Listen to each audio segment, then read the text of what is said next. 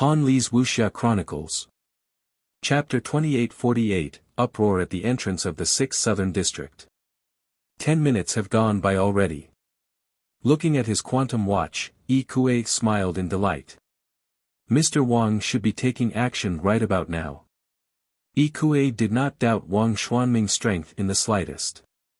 If not for the enforcement robots being too powerful, Yi Kuei would have wanted to spectate the fight at a close distance and see how terrified and helpless Shifeng was against Wang Xuanming.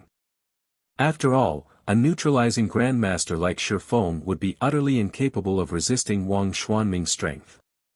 The most he could do was run away. Once Shifeng was taken care of, dealing with Ji Luoren would become a lot easier.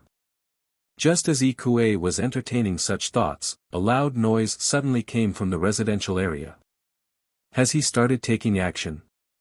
Yi Kuei grew excited when he heard the noise, and he couldn't help taking a few steps toward the residential area. Although he knew that the most he would see from his location was Shifeng's building, this was more than enough. He was only curious to find out how many seconds Shifeng would last against a monster like Wang Xuanming. 3 seconds. Or perhaps 4 seconds. Based on the strength Shifeng had displayed previously, Yi Kuei admitted that the younger man was indeed stronger than himself. However, if it came down to an all-out fight, he would have a great chance of victory. After all, Xinyuan grandmasters did not possess just incredible defensive capabilities but also recovery abilities far superior to the average person's. Yi Kuei might have suffered significant damage from Shifeng's palm strike, but he had also recovered from the injury very quickly. One could say that the only advantages Shifeng had over the average Xinyuan grandmaster were speed and destructive power. However, in front of Wang Xuanming, these advantages would be negligible. Hence, Shifeng would probably last against Wang Xuanming roughly as long as an average Xinyuan grandmaster would. After leaving his hiding spot, Yi Kuei immediately noticed Wang Xuanming charging into Shifeng's house. Wang Xuanming's speed was so fast that Yi Kuei didn't even catch a clear sight of him. However, 2 seconds after Wang Xuanming disappeared into the house, he actually reappeared at the entrance. He's done already. Yi Kuei was dumbfounded when he saw Wang Xuanming back at the entrance of Shifeng's house. He never thought that Wang Xuanming would be so powerful as to end the fight in just 1 second. With such strength, calling Wang Xuanming a monster wouldn't be an exaggeration at all. Wang Xuanming was on a whole different level from Xinyuan grandmasters like himself. However, in the next moment, Yi Kuei was stunned once more. A woman wearing a light blue nightgown had actually appeared before the entrance without him realizing it. Meanwhile, as if agitated by this woman's appearance, Wang Xuanming promptly launched a flurry of punches at her. Even from several hundred meters away, Yi Kuei could clearly sense the terrifying aura Wang Xuanming exuded. Madness. Violence. Destruction. Nobody could possibly survive Wang Xuanming's chaotic punches. Has he lost his mind? Yi Kuei was horrified. If Wang Xuanming had simply taught Shifeng a lesson and landed the latter in the hospital for several months, the Green God Company wouldn't look too deeply into the matter. At most, it would strengthen the residential area's security and give Shifeng some compensation. However, if Wang Xuanming took a life in the upper zone, he would touch the Green God Company's bottom line. At that time, the company would definitely conduct a thorough investigation into the matter until it found the culprit. Once Wang Xuanming was caught, even the big shots living in the middle layer wouldn't be able to help him. In fact, he might even drag down Lu Tiandi and Yi Kuei as accomplices. However, before Yi Kuei could recover from his shock, he received yet another jolt. This time, his eyes nearly fell out of their sockets. This was because the woman dressed in a nightgown actually remained unscathed despite facing Wang Xuanming's flurry of punches. She even moved closer and closer to Wang Xuanming and eventually planted a palm on his chest. The instant the woman's blow landed, Wang Xuanming actually stumbled 2 steps back and clutched his chest in pain. He also stared at the woman before him with fear in his eyes. Who is she? Why did such a monster appear in Shifeng's house? Ikue was shocked and confused as he looked at Aqua Rose, who stood in the corridor outside Shifeng's house. He even rubbed his eyes to make sure he wasn't hallucinating. Wang Xianming, an incredibly powerful Xinyuan grandmaster, had actually lost to a frail woman. As Ikue gaped in shock, Wang Xianming added to Ikue's confusion by charging forward and attacking Aqua Rose once more. He actually showed no signs of trying to escape from another location. However, Ikue quickly noticed that another woman of extraordinary beauty had walked out of the house. This woman was similarly dressed in a snow-white nightgown and had silky black hair flowing down to her waist. Under the illumination of moonlight, she looked just like a goddess that had descended to the mortal world. Although this woman did not exude an imposing aura, the indifference in her eyes combined with Wang Xuanming's strange behavior allowed Ikue to guess what was going on. Most likely, the woman behind Wang Xianming was a monster as well. Hence, he did not choose to enter the house and break out from another location. After all, if Wang Xianming were to fight inside the more spacious house, he would have to face those two monstrous women simultaneously. No matter how powerful Wang Xianming was, he definitely wouldn't have any opportunity to escape under such circumstances. Hence, he could only choose to fight in the narrow hallway and risk a pincer attack. However, contrary to Wang Xuanming's expectations, Gentle Snow had no intention of double-teaming him. She simply stood aside and quietly looked at the broken door, appearing quite bothered about it. In other words, the broken door seemed much more important to Gentle Snow than Wang Xianming was. On the other side, Aqua Rose treated Wang Xuanming's series of desperate attacks as if they were child's play. Not only did she evade all of them effortlessly, but she also landed another palm strike on Wang Xianming, aggravating his injuries. Their clash continued for 4 seconds. At this point, Wang Xianming could no longer stand steadily, so weakened that even a Xinyuan grandmaster could go up against him. Trying to escape in such a condition was a luxury he couldn't afford. Before Wang Xianming could launch another round of attacks against Aqua Rose, the alerted enforcement robots finally arrived at the scene. After distinguishing everyone's identities, the enforcement robots promptly took Wang Xianming into custody. Once arrested by the enforcement robots, even a Xinyuan grandmaster would have no chance of putting up a struggle. As Ikue watched Wang Xuanming's capture, he noticed Gentle Snow walking out of the house and looking in his direction.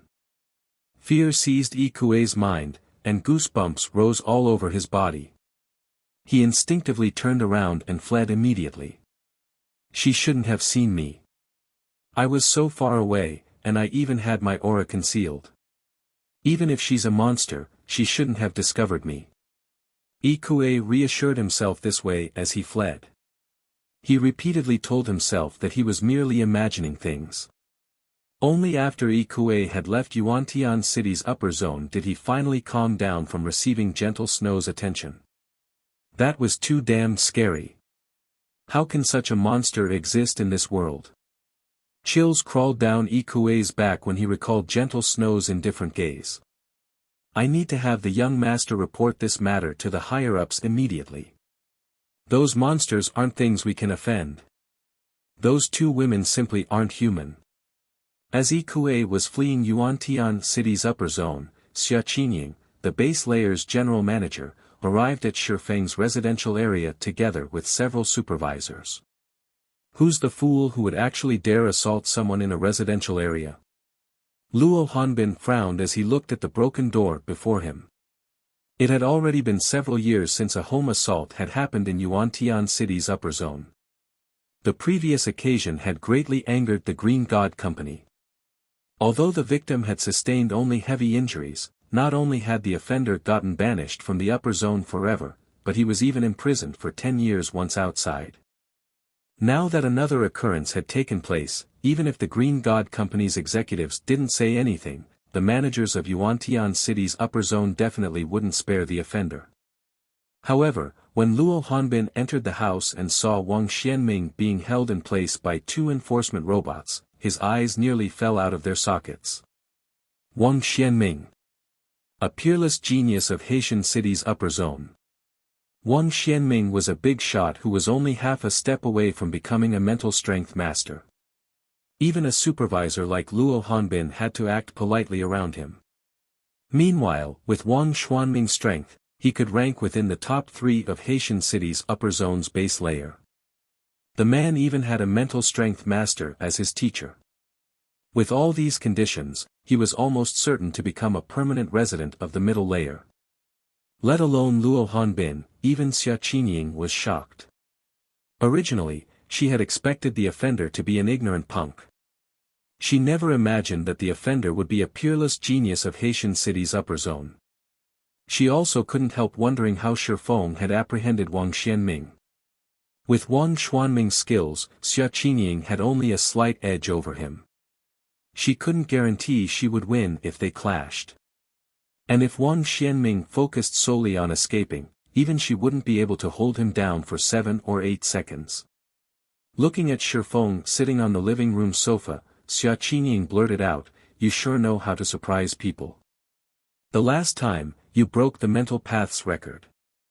Now, you even brought down Haitian City's Wang Xianming." Smiling bitterly, Shifeng said, "An accident. This really is an accident. I never thought that a big shot from Haitian City's upper zone would actually take action against me out of the blue." From the time Wang Xianming had broken into the house and until his apprehension, Shifeng hadn't done anything. He had been a spectator all the while. He also never expected an expert like Wang Xianming to attack him. Read latest chapters at Wuxia World. EU. Not wishing to reveal Gentle Snow and Aqua Rose's matters for the time being, he did not dispel Xinyuan's misunderstanding. "Alright, then." Seeing that Shifeng didn't intend to continue speaking, Xinyuan said, "Now that Wang Xianming has been arrested, the Green God Company will definitely punish him. Even his teacher won't be able to do anything about it. However, his teacher is incredibly protective of his students. While he might not be able to do anything about Wang Xuanming's punishment, he is sure to pick a fight with you. Although we will strengthen the security of this area, you should still be careful. It's best if you don't leave the residential area for the time being." Even base layer general managers like herself would have a headache dealing with the anger of a mental strength master, let alone Shifeng, who held only grade 1 authority. "Thank you for your warning, General Manager Xia," Shifeng said, nodding. Shortly after Xinyuan's group left with Wang Xianming, word of Wang Xuanming's assault on Shifeng's house spread like wildfire. Even though it was already midnight, everyone in Yuantian City's upper zone still quickly received news of it. Chapter 2849, Hong Xinyuan's choice in one of Yuantian City's upper zone's mansion districts. "Uncle Hong, did something happen? Why did you suddenly call for me?" Muxin asked in confusion as she looked at Hong Xinyuan, who was standing by a French window and looking at the night view outside. She was just about to explore an ancient ruin. She had gathered her subordinates already. If she were lucky, she might discover a Tier 4 legacy land or a legacy guidance there. These things were incredibly important for the current Frost Heaven. The War of Worlds would be starting soon. Although her investigation had turned up very little information about the war, she had managed to deduce that they would face players of another world. At that time, the only options left for them would be to conquer or be conquered. It would be different from when players of other worlds entered the main continent. There would be no third option available to them. Hence, Frost Heaven needed to make as many preparations as possible before the War of Worlds began. Naturally, increasing the number of Tier 4 players the guild had was a top priority. Kurue, who stood beside Muxin, was also confused by Hong Xinyuan's summons. She had just fallen asleep, yet before she could get any rest, she was rudely roused out of bed. Hence, she was still incredibly sleepy and wanted nothing more than to crawl back into her bed right now. "Take a look for yourselves," Hong Xinyuan said as he passed a document to Muxin and Kurue. The document was none other than a summary of Wang Xinyuan's home assault in the 6th Southern District. "How is this possible? Muxin couldn't help doubting her eyes when she read the report. She had heard of Haitian City's upper zone's Wang Xianming. An expert of his caliber could definitely rank as the number 1 or number 2 expert in the base layer of Yuantian City's upper zone. If such an expert decided to take covert action, even the Boulder Corporation would be powerless.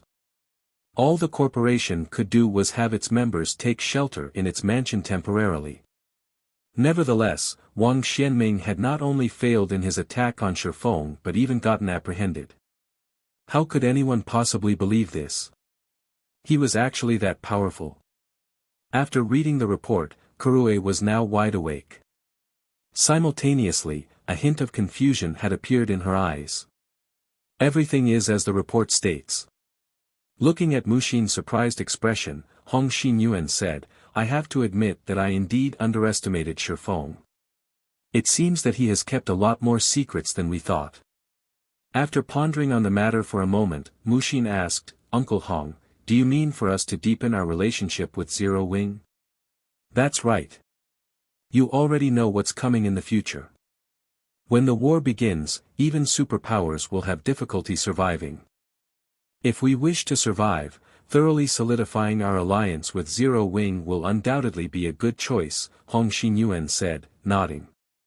I also plan to sell some of the corporation's phantom potions and life potions to Zero Wing. These should be what Zero Wing lacks the most right now. I understand. I'll contact Zero Wing immediately. Muxin nodded and promptly left the living room. Kurue snapped out of her daze. Looking at Hong Xinyuan, she asked, Uncle Hong, do we need to go to such lengths? If Hong Xinyuan were merely trying to form a strategic alliance with Zero Wing, then she could still accept such a decision.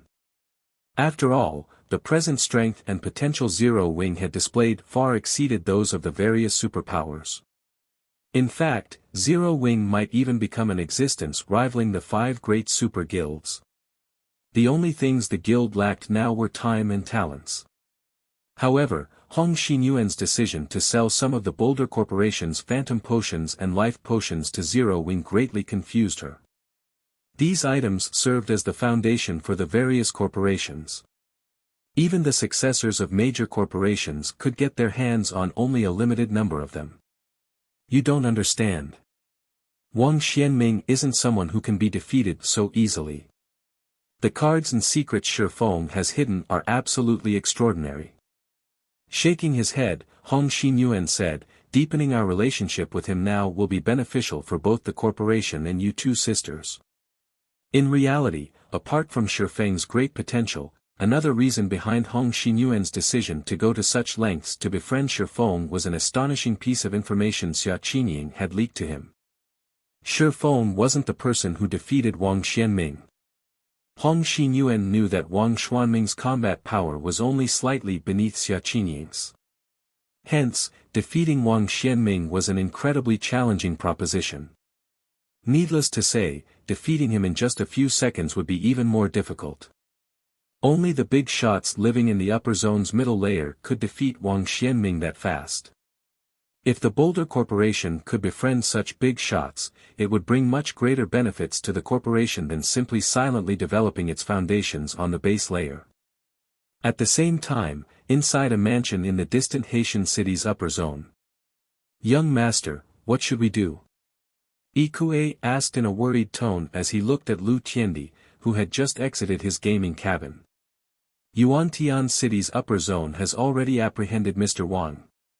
If your teacher blames you, Wang Xianming was a bona fide peerless genius. Finding a student like him was difficult, even for the middle layer's big shots. Now that Wang Xianming had been caught conducting a home assault, he would definitely be banished from the upper zone. Without the upper zone's various resources, any further improvements would be utterly impossible for him. After hearing Ikue's report, Lu Tiendi smiled and said, we don't need to do anything. Although the outcome is different from what I imagined, things are still progressing according to plan. Now, all we need to do is sit back and wait. Wang Xianming had always been their teacher's favorite pupil, receiving the best resources available. Hence, Lu Tiandi had always gotten shortchanged in terms of resources. If not for Lu Xinglua suffering a major failure, his teacher wouldn't have started placing importance on Lu Tiandi at all. Lu Tiandi's original plan had Wang Xianming and Shifeng forming a grudge against each other. In his opinion, with Shifeng's abilities and potential, Wang Xianming probably couldn't do anything significant to Shifeng. Once Wang Xianming failed in his attack, Shifeng would definitely retaliate and create a lot of problems for Wang Xianming. Naturally, Wang Xianming wouldn't sit still and would retaliate against Shifeng as well. Shifeng had exceeded Lu Tiandi's expectations and defeated Wang Xianming. However, this was not bad news for Lu Tiandi. In fact, this was the outcome he hoped to see the most. After all, not only would Wang Xianming get banished from the upper zone now, but Shifeng would also earn the ire of their teacher. Once their teacher retaliated, Shifeng would most likely be forced to leave the upper zone. In fact, he might even disappear from the world altogether. At that time, Lu Tiandi could plan on taking over Zero Wing. According to plan. Ikue shuddered involuntarily when he saw Lu Tiandi's indifferent smile. He never thought that Lu Tiandi would scheme against even Wang Xianming. Ignoring his butler's reaction, Lu Tiandi said, "All right, move along.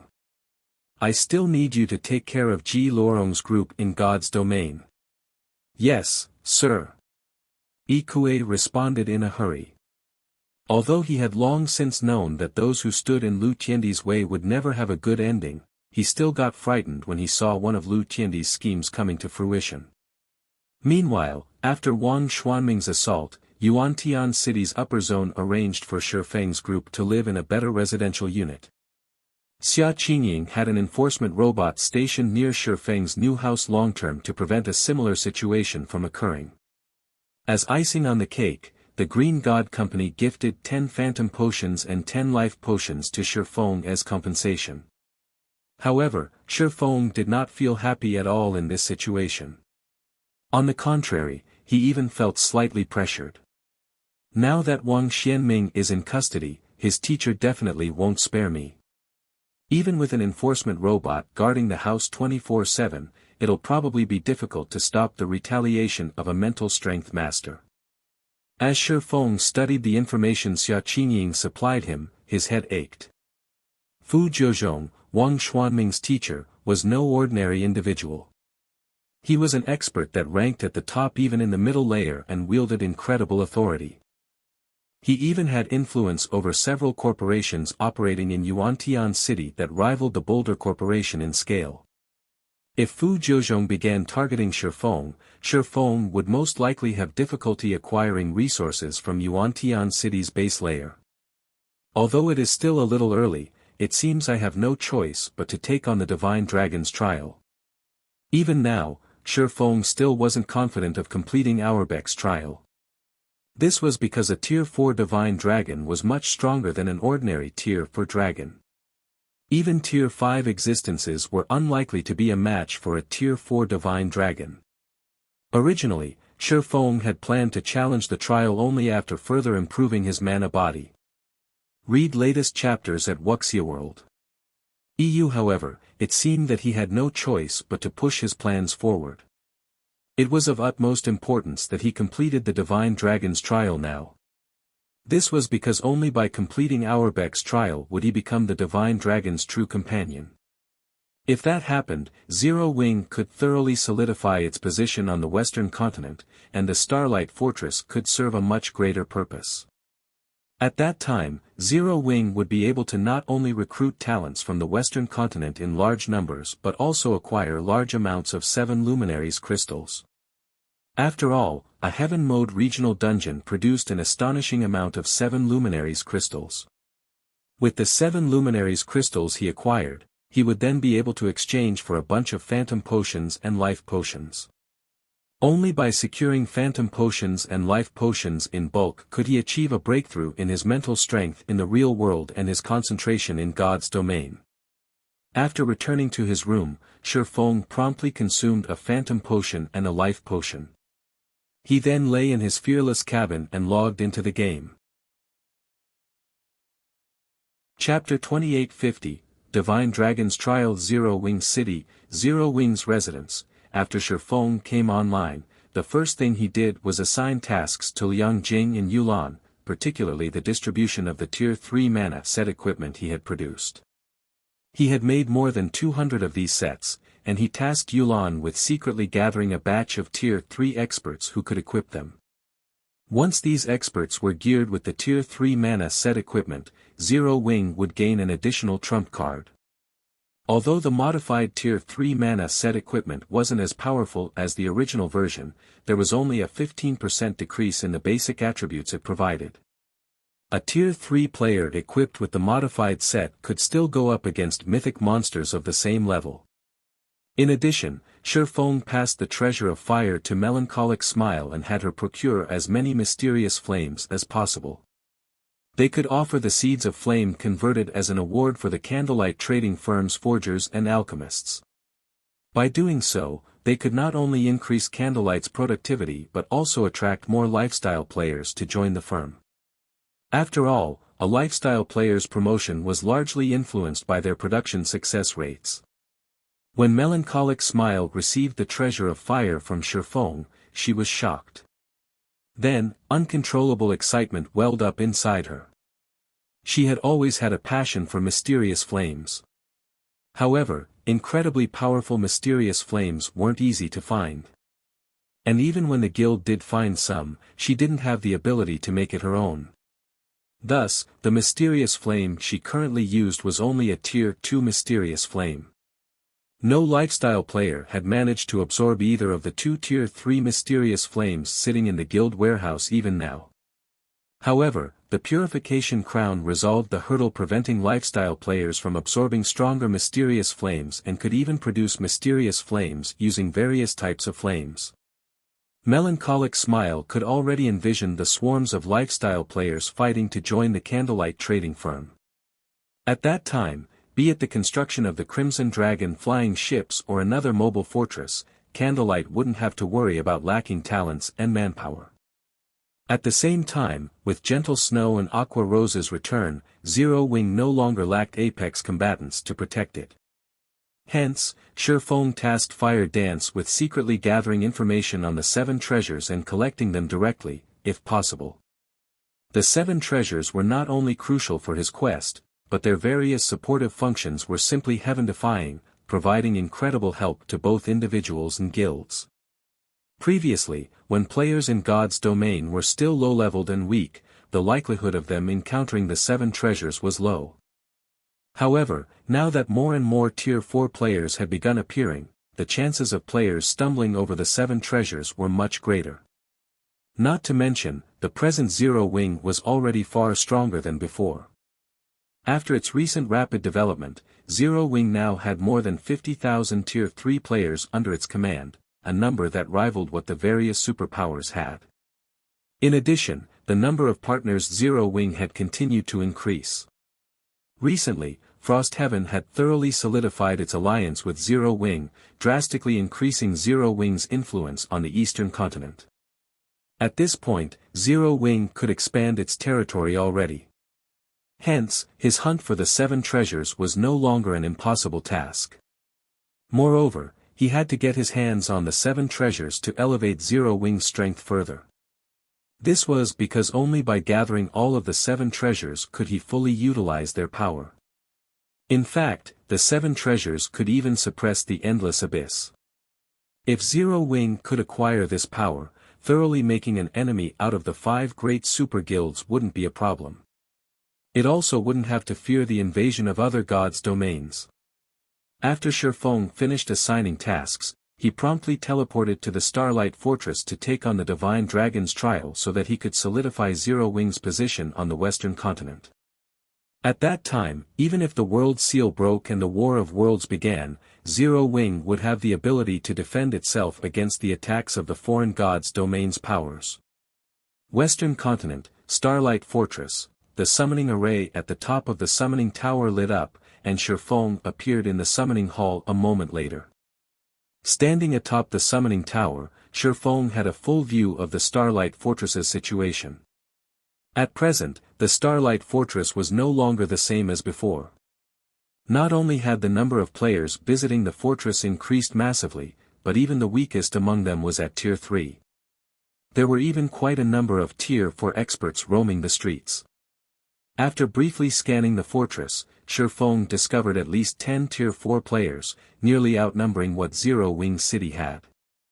If not for the Divine Dragon's presence, even if the Starlight Fortress had Divine Tribe and Netherworld Empire's assistance, it would still be very difficult to keep all these players in check, not to mention the large number of visiting NPCs and NPC forces greedily eyeing the fortress. Yet, due to the Silver Divine Dragon, these players and NPCs had no choice but to lie low. After checking the fortress's situation, Shifeng went to the Summoning Tower's Summoning Altar, which was also the Silver Divine Dragon's resting place. When Shifeng arrived in the spacious Summoning Altar, what greeted him was the sight of a miniature version of the Silver Divine Dragon Auerbeck. The Divine Dragon, which was only around a dozen meters in length, was sleeping quietly in the middle of the room. At this time, Auerbeck had already reached level 164. The aura it released now was on a whole other level. It was also much stronger than the dragon Shifeng had slain in the ancient god's domain. In fact, Shifeng found it quite difficult to stand in the aura Auerbeck exuded. If an ordinary Tier 4 player were in his place, they wouldn't even be able to approach the Divine Dragon. Looking at the fully recovered Silver Divine Dragon, Shifeng gained further understanding of Divine Dragons. He had to admit that Divine Dragons truly weren't existences humans could offend.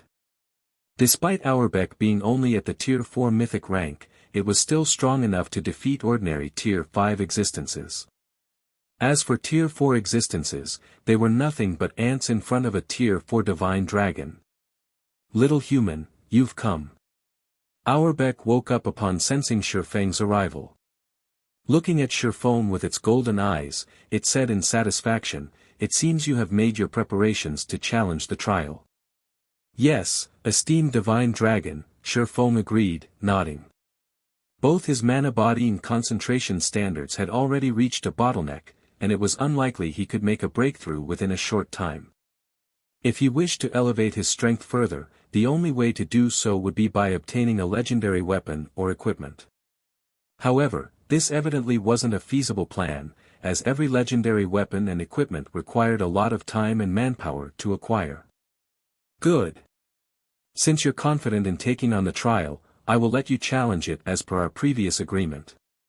However, let me make this clear. You only have 3 opportunities. If you fail to pass the trial in 3 tries, the contract between us will be dissolved," Auerbeck said as it rose from the ground. "As for the trial you will be undertaking, it is the trial that has been passed down through generations among the dragon race. Originally, this trial was created for dragons. However, since you wish to become my companion, you will have to complete the Tier 4 Infant Dragons trial at the very minimum." A trial for Tier 4 Infant Dragons? Shifeng was astonished by Auerbeck's words. Although he had long since known that the Divine Dragon's trial wouldn't be simple, it would seem that he had still underestimated it. A Tier 4 Infant Dragon could fight even Tier 5 existences. Yet, he was supposed to face a trial created for Tier 4 Infant Dragons. "I will teleport you to the Dragon Temple.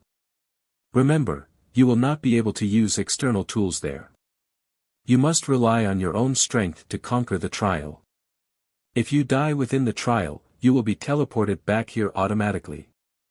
After saying so, Auerbeck began chanting an incantation in dragon tongue, generating divine runes around Shifeng one after another. 5 seconds later, Shifeng was cocooned in countless golden divine runes.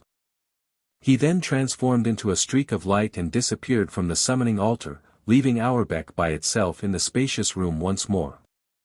After briefly getting dazzled by runes, Shifeng gradually recovered his sight and found that he stood before a majestic temple. The temple was tens of thousands of meters tall, and it looked like a huge mountain. Even a dragon would appear tiny in front of this temple, let alone a human. As soon as Shifeng walked up to the 1,000-meter-tall door before him, an ancient and deep voice suddenly rang out in his mind. A human? No, you're not a human. How interesting. Audiobook actually sent you here to take the trial? Along with this voice, the phantom of a gigantic dragon gradually faded into view before Shifeng. This dragon was well over 1,000 meters tall, and when it appeared, Shifeng immediately felt stifled. For a moment, he wondered if he was standing before a Tier 6 god.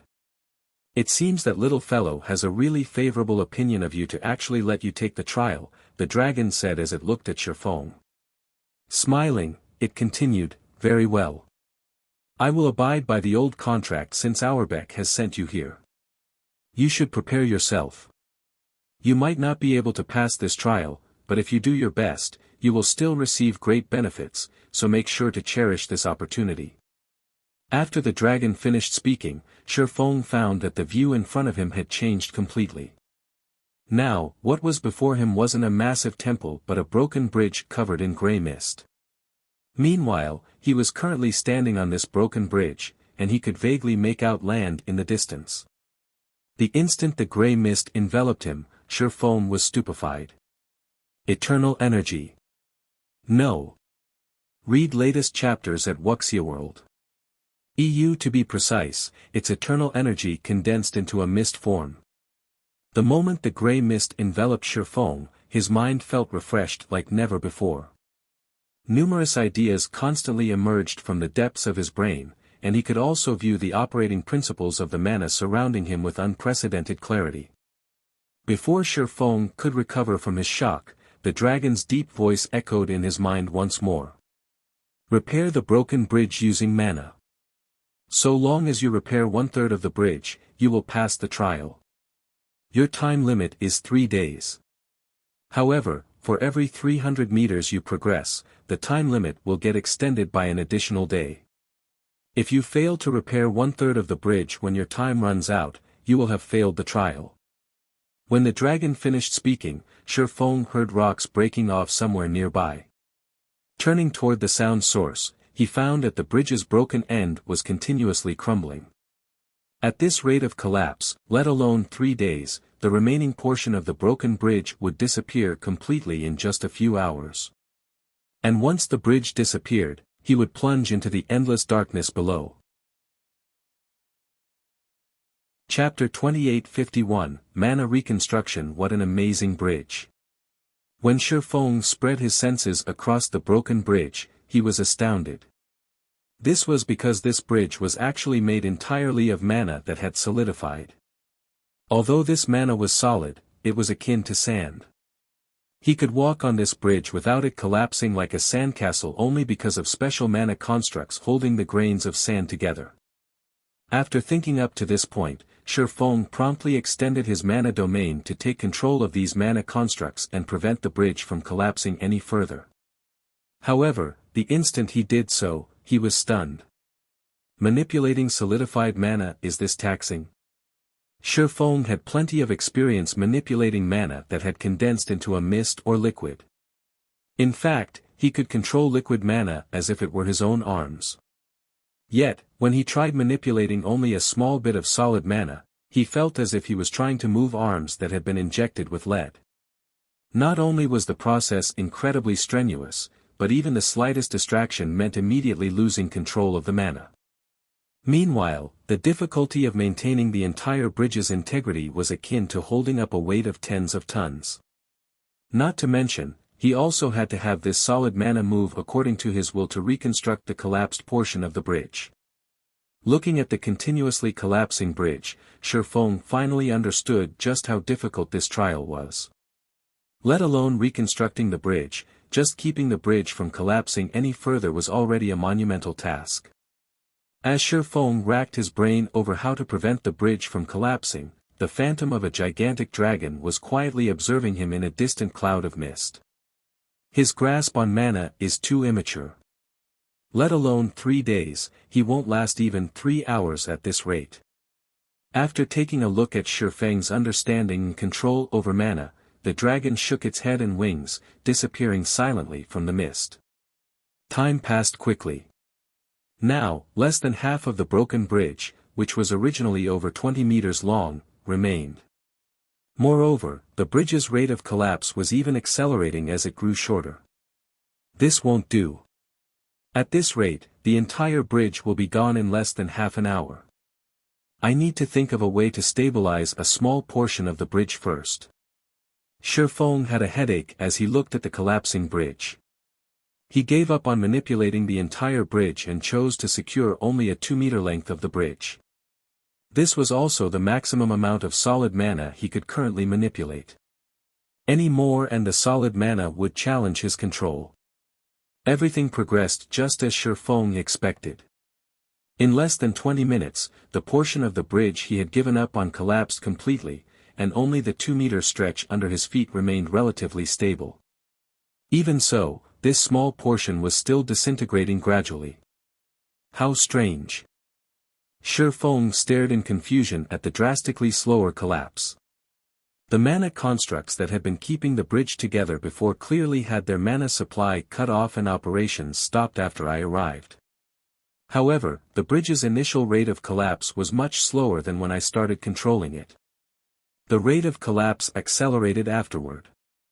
When he saw the broken bridge starting to collapse right after he appeared, he thought it signaled the start of his trial and represented his time limit. However, when he began manipulating the solid mana, he realized that he had been mistaken. The mana constructs keeping the bridge together had simply stopped operating, so the solid mana would naturally try to revert to its original form. Is there something wrong with my manipulation method?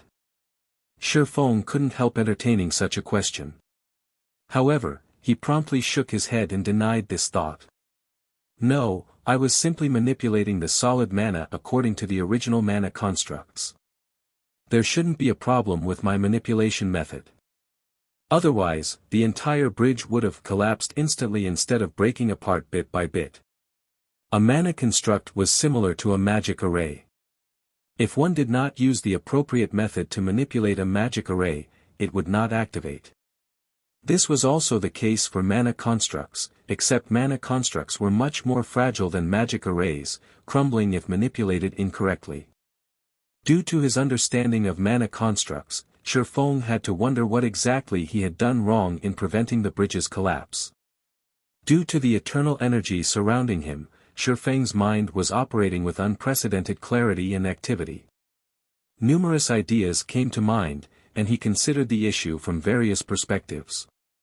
When less than 1 meter of the bridge remained, Shifeng's eyes suddenly widened in realization. I see. I've been doing things wrong from the very beginning. I shouldn't have tried to force the mana. Whether manipulating my own mana or the ambient mana, I should guide it down the desired path instead of compelling it to do so. While forcing mana does produce some results, mana has its own operating principles. Not only is forcing mana strenuous, but the bridge's mana will also conflict with my own mana. Upon thinking up to this point, Shifeng immediately began guiding his own mana into the mana constructs holding the broken bridge together. He no longer compelled it to enter the mana constructs. However, guiding mana was much more difficult than he had thought. This was because the mana in the environment was heterogeneous. Even his own mana was composed of various types of mana.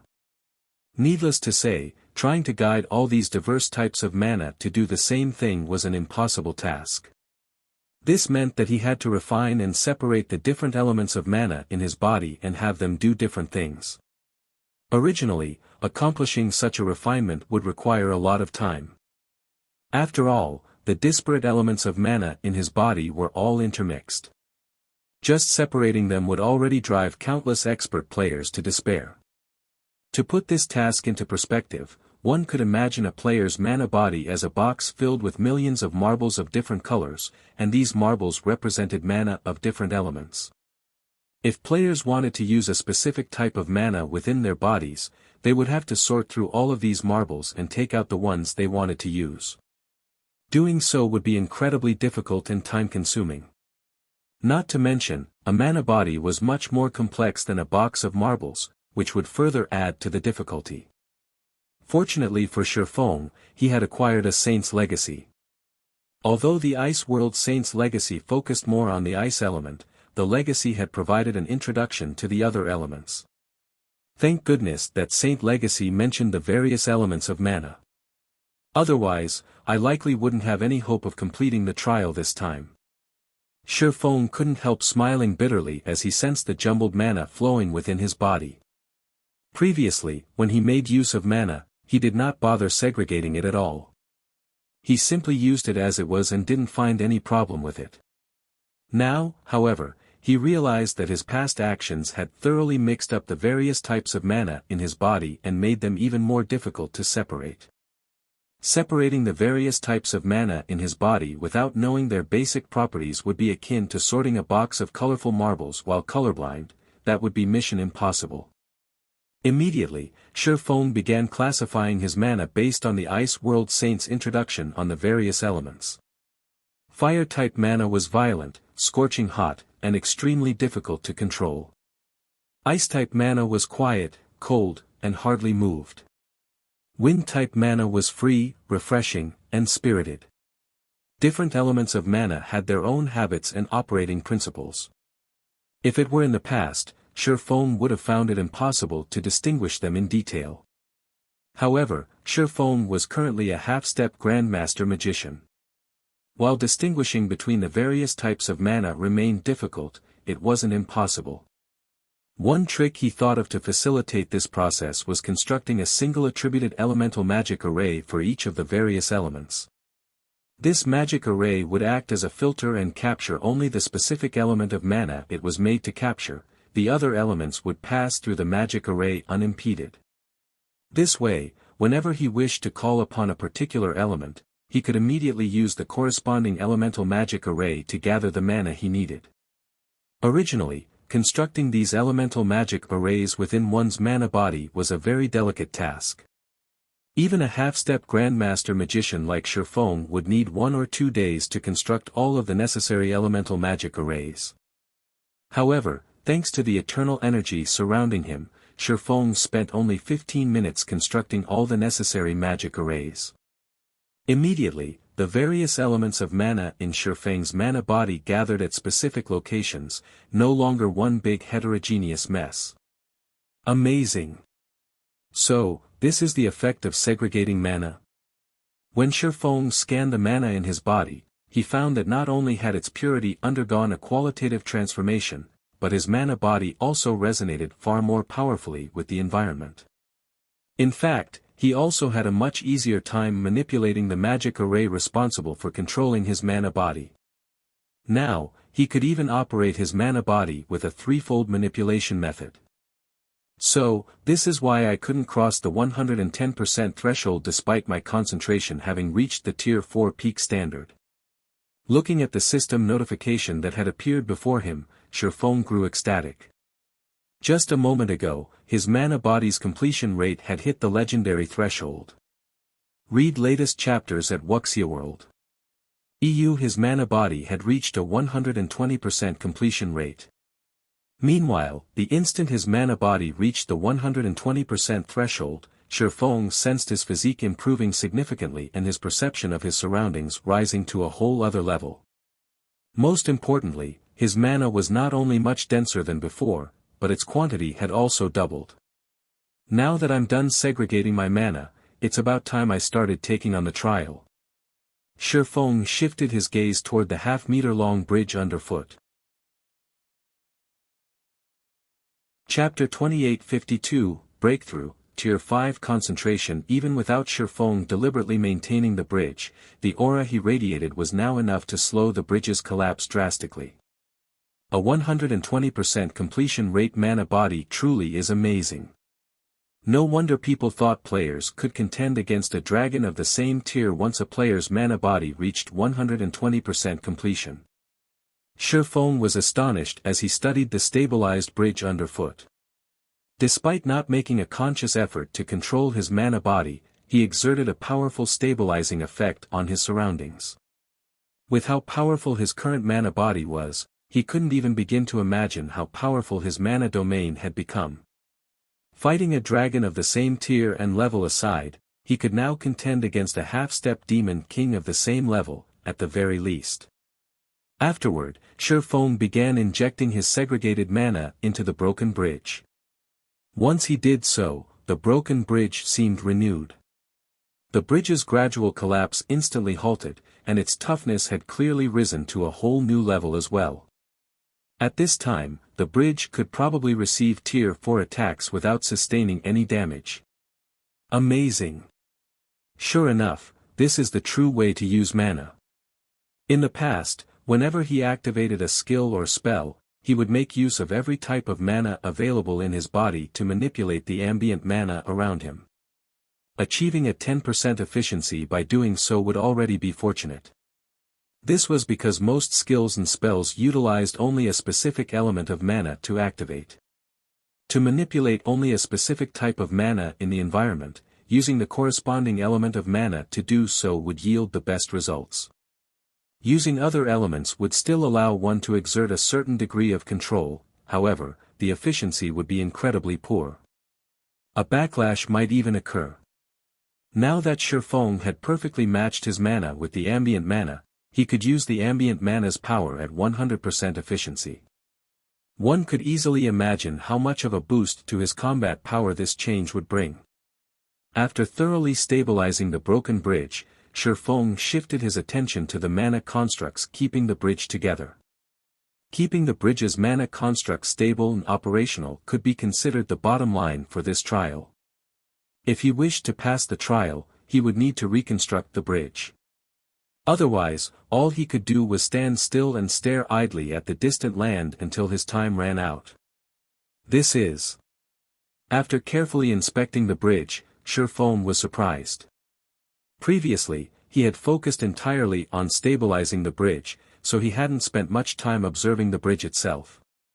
Now that his mana body had reached a 120% completion rate, his perception of his surroundings had improved to a point where it felt as if he had again taken over a half-step demon king's body. As expected of the dragon race's trial. This bridge's mana constructs are simply phenomenal.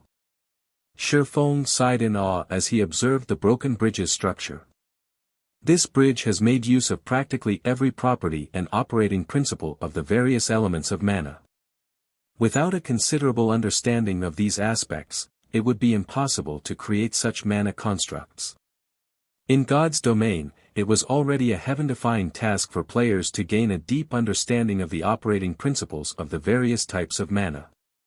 Hence, making proper use of these types of mana was simply a luxury players couldn't afford. In fact, even the Ice World Saints Legacy provided a detailed introduction of only Ice-type mana and just briefly touched on the other elements. Needless to say, the Legacy didn't include instructions on how to use these other mana types. However, the bridge Shifeng stood on perfectly displayed the basic use of the various elements of mana. It was much better than a simple text introduction. Of course, it wouldn't be an easy task to see how exactly this bridge was constructed. This was because ordinary Tier 4 existences couldn't get a clear view of the operating principles of mana, let alone the operating principles of a mana construct. Only dragons with their high life ratings could possibly accomplish such a feat at Tier 4. Even so, this situation was definitely a massive opportunity for Tier 4 players. The biggest hurdle Tier 4 players needed to cross to reach Tier 5 was the construction of their personalized mana body. This process required players to have not only excellent control over mana but also a profound understanding of the operating principles and usage of mana and knowledge of the construction of mana bodies. Meanwhile, the broken bridge underneath Shifeng just so happened to address these problems. Suppressing the impatience in his heart, Shifeng immediately began reconstructing the broken bridge with his own mana.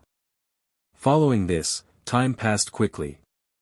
Although reconstructing the bridge was incredibly challenging, due to the eternal energy surrounding him, Shifeng found that the incomparably complex mana constructs weren't impossible to understand. Despite encountering failure one after another, Shifeng did not grow disappointed but even became increasingly excited instead. This was because he was making progress with each failure. As he continuously adjusted his utilization of the various mana types, his control over them also improved in precision and efficiency. After experimenting for 2 days straight, Shifeng finally constructed a half-meter-long bridge. I did it! I finally did it. An indescribable sense of joy and excitement welled up in Shifeng's heart as he looked at the portion of the bridge he had reconstructed. Although the bridge he reconstructed looked much cruder than the original bridge, it did not send him plunging into the abyss below when he tried to stand on it. Most importantly, he had finally gained a basic understanding of the various mana constructs. This meant that he had finally reached a qualified level when it came to utilizing the various elements of mana. With these achievements, he was confident he could begin constructing his Tier 5 mana body. Of course, Shifeng did not let his achievements blind him. He still gave the trial's completion top priority. After all, having a divine dragon as a companion was much more important than constructing his personalized mana body. Immediately afterward, he resumed reconstructing the broken bridge and advanced toward the distant land. Although Shifeng had spent 2 days reconstructing his first half-meter-long segment, now that he had a foundation, he could reconstruct the subsequent segments much more quickly.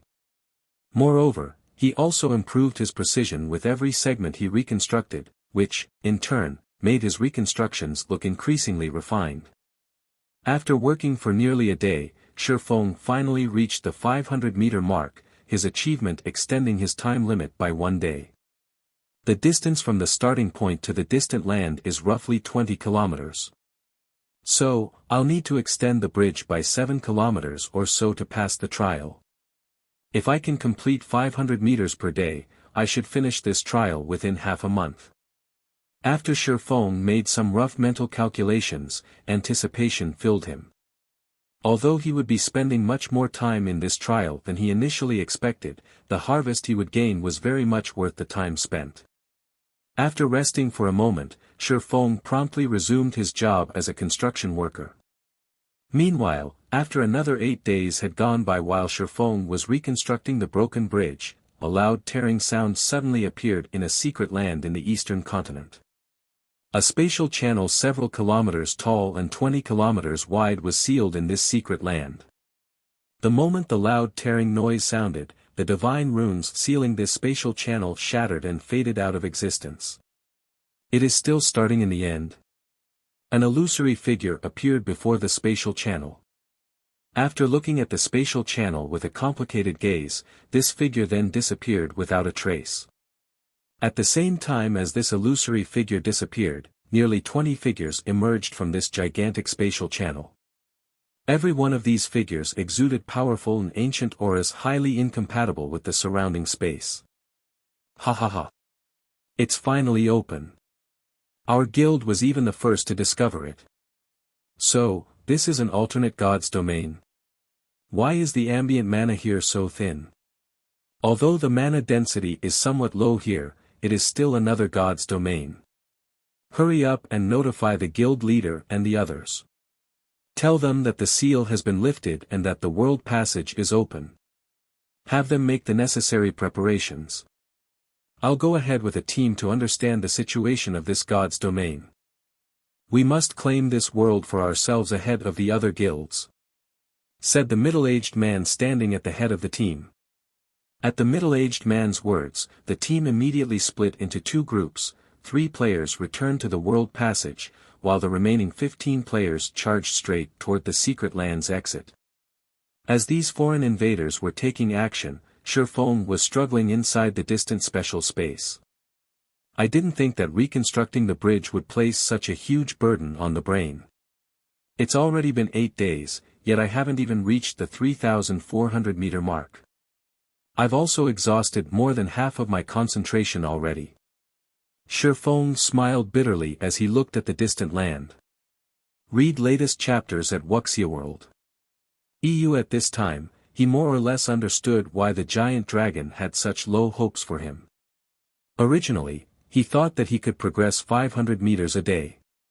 However, the more time he spent in the trial, the greater the mental pressure he suffered from reconstructing the bridge. Whenever he tried manipulating the bridge's mana constructs, he felt like needles were pricking his mind. Moreover, the degree of pain intensified as he progressed, making the bridge's reconstruction increasingly difficult. Now, he couldn't even manage 300 meters in a day. Despite this situation, Shifeng had no intention of giving up. After all, every moment he spent in this special space allowed him to improve his control over the various elements of mana. If possible, he even wished he could spend several months in this special space.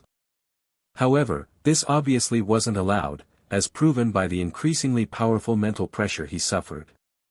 This feature was most likely implemented to deal with anyone trying to exploit this special space's benefits. Shifeng continued pushing forward for the next 3 days. By the end of the 3rd day, Shifeng would suffer intense pain even if he only slightly manipulated his mana.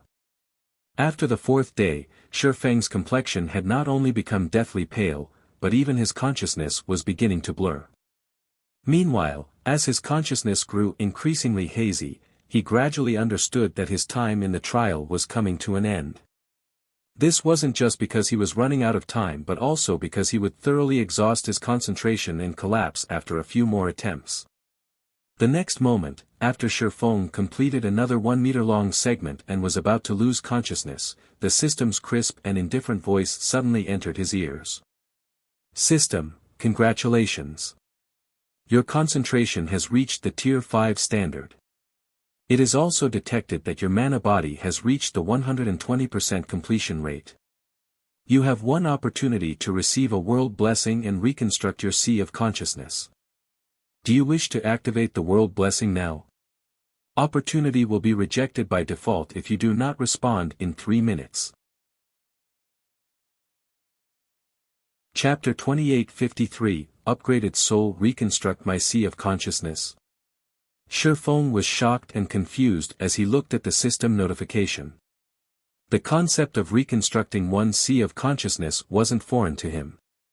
In fact, he knew plenty about it. However, it was precisely because of this that he found this situation unbelievable.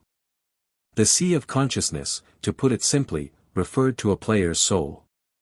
It was also something related to the promotion of Tier 5 players to Tier 6. The qualitative transformation of the soul.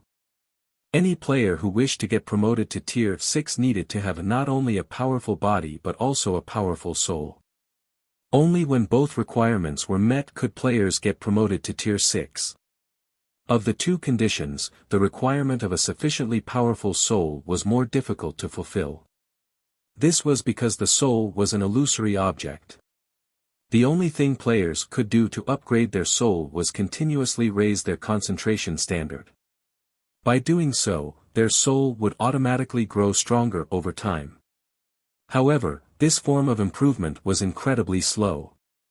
Even if a player's concentration reached the Tier 5 peak standard, their soul wouldn't develop that fast. If one wished to let one's soul undergo a qualitative transformation, one would need to experience numerous events that tempered the mind. Of course, there was an even quicker method to do so, raising one's concentration to the Tier 6 God-ranked standard. This was an incredibly frightening concentration standard where players could continuously modify and improve their sea of consciousness through their own will. The benefits a Tier 6 concentration provided were far superior to those of a Tier 5 concentration. In addition, there was also a third method, relying on external items to destroy one's inherent sea of consciousness and construct a new one. This method was similar to how players with Tier 6 concentration modified their sea of consciousness, only much more ruthless and thorough. Reconstructing a sea of consciousness meant destroying everything that currently existed and creating a completely new one. It was different from what players with Tier 6 concentration did. These players would gradually address the flaws of their existing sea of consciousness, refining it over time. For Tier 5 players, the opportunity to reconstruct their sea of consciousness was both rare and precious. Shifeng never even dreamed of receiving such an opportunity before getting promoted to Tier. After pondering in silence for a moment, he chose to accept the world blessing and the opportunity to reconstruct his sea of consciousness. System, the world blessing will be granted in 30 seconds. Please make the necessary preparations. The higher your completion rate, the better the reconstructed sea of consciousness will be. The higher the completion rate, the better. Not daring to be careless, Shifeng took a deep breath, stopped work on the bridge, and focused only a portion of his consciousness on stabilizing it to prevent it from collapsing. He planned to give the reconstruction process his all. 30 seconds went by in the blink of an eye. Shifeng felt an unprecedented pain assault him as if his soul was getting ripped out of his body. Had he not absorbed the Tier 4 hellfire before, he wouldn't have been able to endure this pain at all. However, after 10 seconds of this soul-wrenching pain, it disappeared all of a sudden. Simultaneously, Shifeng felt his mind go completely blank. As for his soul, what remained of it were only countless soul fragments. Immediately afterward, numerous magic arrays appeared before him. These magic arrays were so complex that despite being a half-step Grandmaster Magician himself, he was still shocked. He spotted over a dozen Grandmaster magic arrays. As for Master magic arrays, they easily numbered over 100. Meanwhile, all of these magic arrays joined together to form an incomparably large soul array. System, you have 4 hours to reconstruct your sea of consciousness. Once 4 hours have passed, the world blessing will disappear. If you do not achieve at least a 40% completion rate by the end of these 4 hours, your sea of consciousness will not be reconstructed. Afterward, as a consequence of having your soul shattered, you will enter a weakened soul state for 20 natural days. 20 days. Shifeng wasn't particularly surprised by the penalty for failure. Opportunities and risks came hand in God's domain. In fact, a 20-day penalty could even be considered very light. If a Tier 5 expert were to find out that this opportunity came with such low risks, they would do everything they could to secure it. Subsequently, Shifeng stopped thinking about other things and focused on copying the soul array into his sea of consciousness. He couldn't decide whether he was fortunate or unfortunate.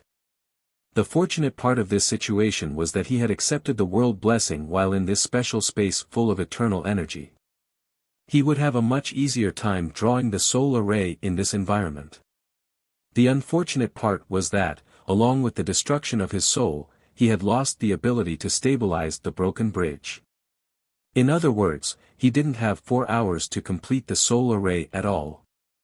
Despite his frustrations, Shifeng did not give up on this opportunity. Moreover, due to the eternal energy's effects, he managed to familiarize himself with the master magic arrays and replicate them with ease. The soul array's completion rate rose at a rate visible to the naked eye. 1%. 3%. 7%. In just 1 hour, Shifeng had already completed 16% of the gigantic soul array.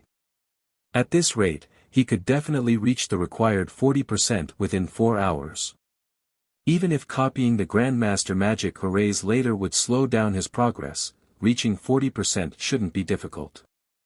Another 1.5 hours went by, during which the soul array's completion rate had reached 35%. Shifeng found his progress unbelievable. Hence, he attempted to copy his first Grandmaster magic array. The instant he completed the magic array, his progress rose from 35% to 38%. It increased by this much.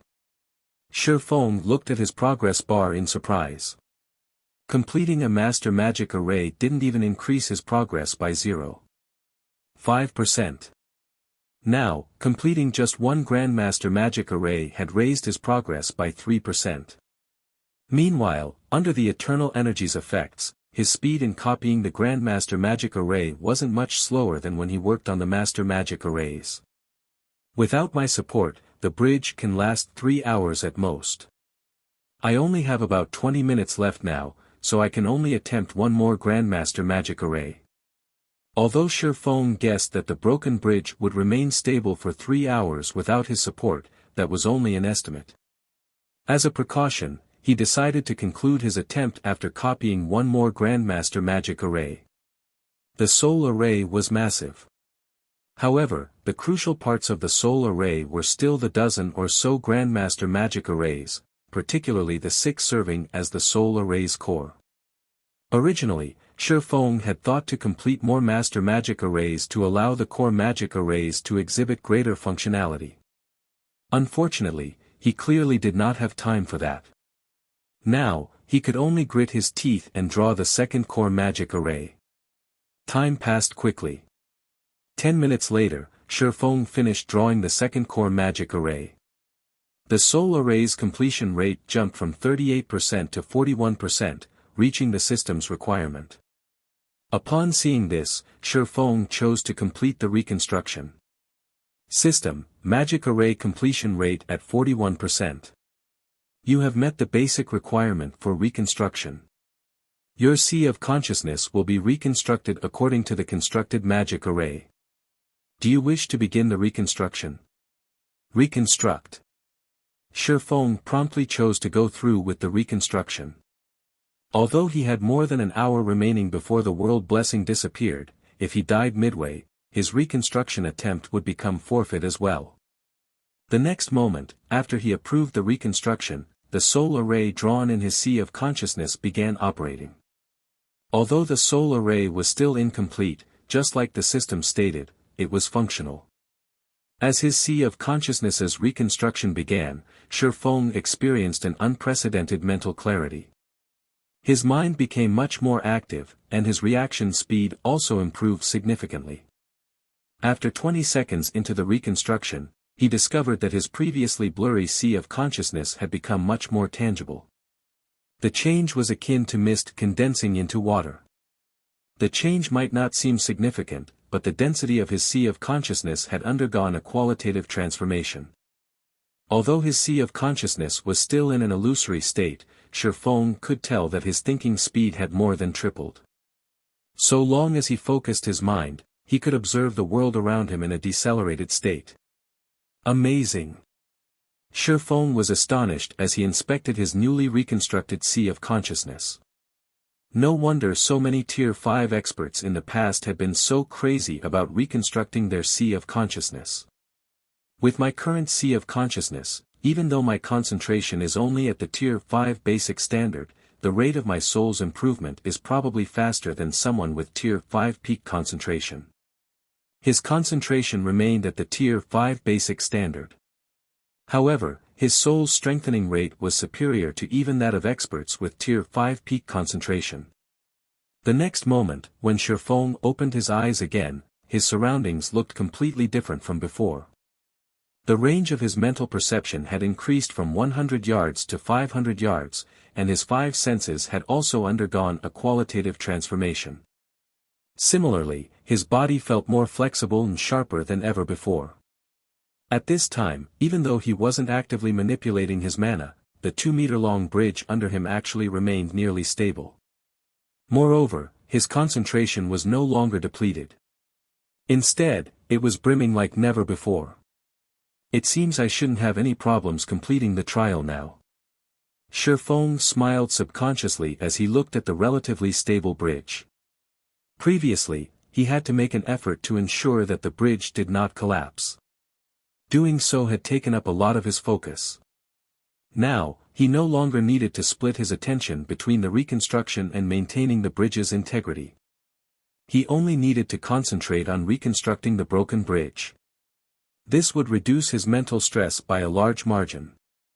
Following this, Shifeng resumed reconstructing the bridge.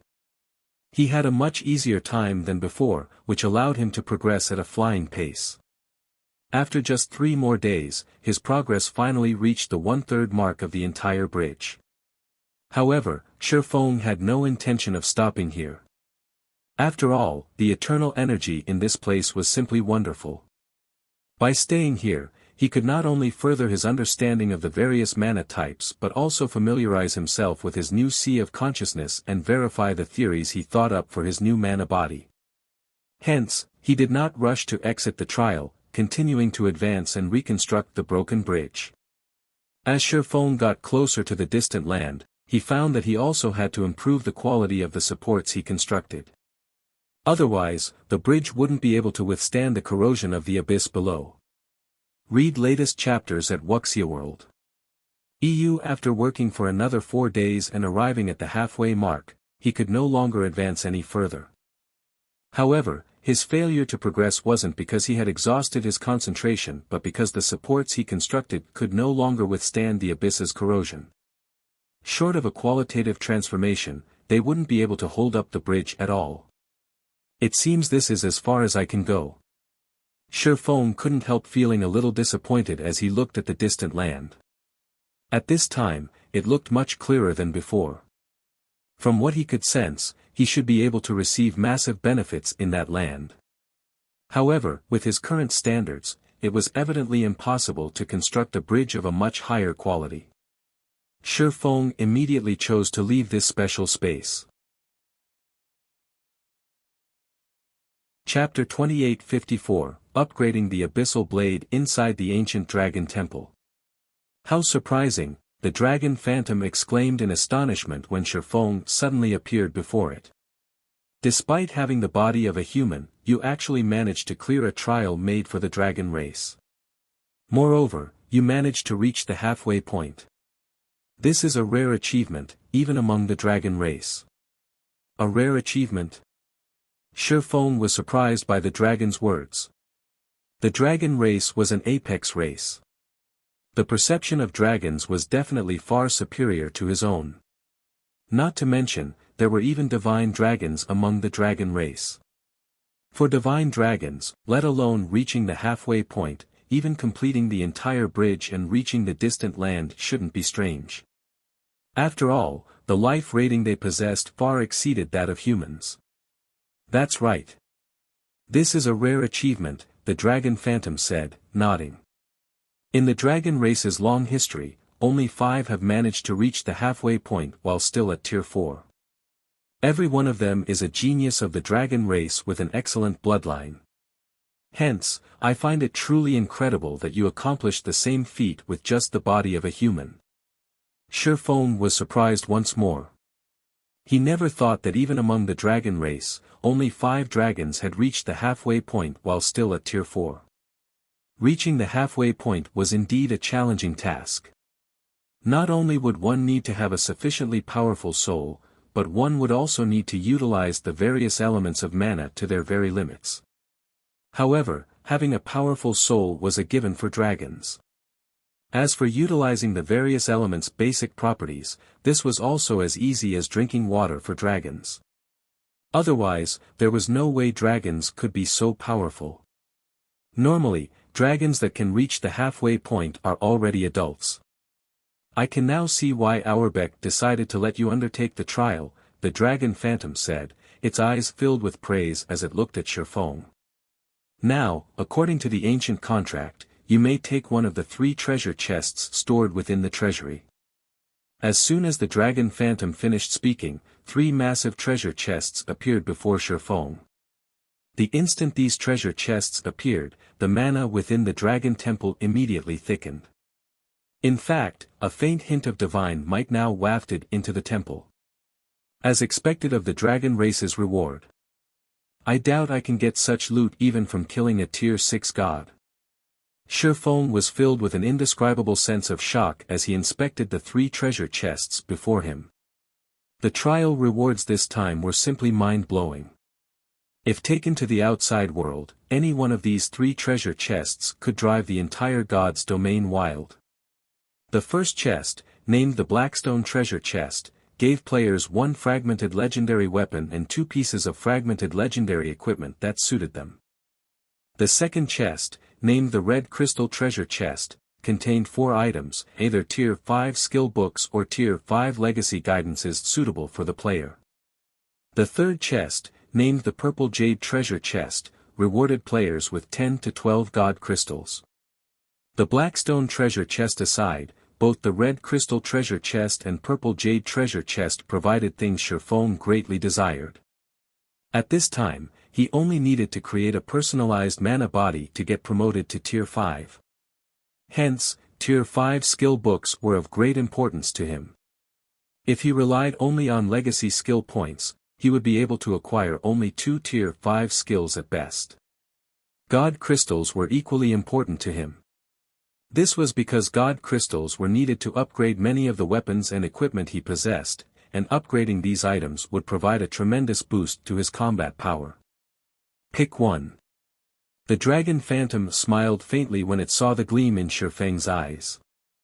I will teleport you back in 3 minutes, so you'd best not take too long in choosing. After giving the matter some thought, Shifeng said earnestly, I've decided. I will go with the purple jade treasure chest. While the red crystal treasure chest was indeed important to him, he was, after all, still at tier 4 right now. Moreover, the items appearing inside the red crystal treasure chest were completely random. If he were unfortunate, he might end up getting 4 tier 5 legacy guidances. Moreover, god crystals weren't easy to come by. If he missed this opportunity, who knew how long he would have to wait before he received another opportunity to improve his weapons and equipment further. Alright, this purple jade treasure chest is yours, the dragon phantom said, lifting a claw. Immediately, the barrier sealing the purple jade treasure chest disappeared. Shifeng chose to open the treasure chest without hesitation. After all, there was no way he could bring such a massive treasure chest away. The instant the treasure chest opened, divine might gushed out of it. Bathed in this divine might, even ordinary tier 4 players would grow fearful and dare not approach the treasure chest. However, now that Shifeng's concentration had reached the tier 5 standard, resisting this divine might wasn't much of a problem. In fact, he was confident he could stand tall in the presence of even a bona fide tier 6 god in his present state. 11. Shifeng couldn't help feeling a little disappointed when he saw the number of god crystals in the treasure chest. If not for the luck attribute having no effect on high-caliber treasure chests, he definitely would have activated Divine Providence to boost his luck. After all, the value of one god crystal nearly rivaled that of fragmented legendary items. Moreover, god crystals were just as rare as fragmented legendary items. Although that's one less god crystal than I hoped for, I have more than enough to upgrade my weapon now. The next moment, Shifeng had the Abyssal Blade absorb 4 god crystals without hesitation. Now that he was at the half-step tier 5 standard, only the Light of 2 Worlds was an adequate weapon for him. The Abyssal Blade couldn't keep up with him any longer. Hence, he had to upgrade it. After the Abyssal Blade absorbed the 4 god crystals, its skills got upgraded to tier 4, and its basic attributes underwent some changes. Abyssal Blade, one-handed sword, magic weapon, fragmented legendary rank, equipment requirement, strength 3000, agility 2000 attack power, 235% of strength attribute, attack speed, 3% of agility attribute, all attributes, increases according to user's level, ignore levels plus 35 attacks have 70% chance to cause 250% damage, 40% chance to cause 300% damage, every attack increases attack speed by 2% to a maximum of 30%. When equipped, strength increased by 50%, agility increased by 50%, intelligence increased by 35%, endurance increased by 50%, attack speed increased by 40%, all effects of weapon-related skills increased by 20%, all item level requirements reduced by 10 levels. If wielder belongs to a swordsman-related class, all skill levels plus 6. Increase free ability points received for every increase in level by 2 points. Equipment Tier 4. Can be evolved, devour 9 god crystals to evolve to Tier 5.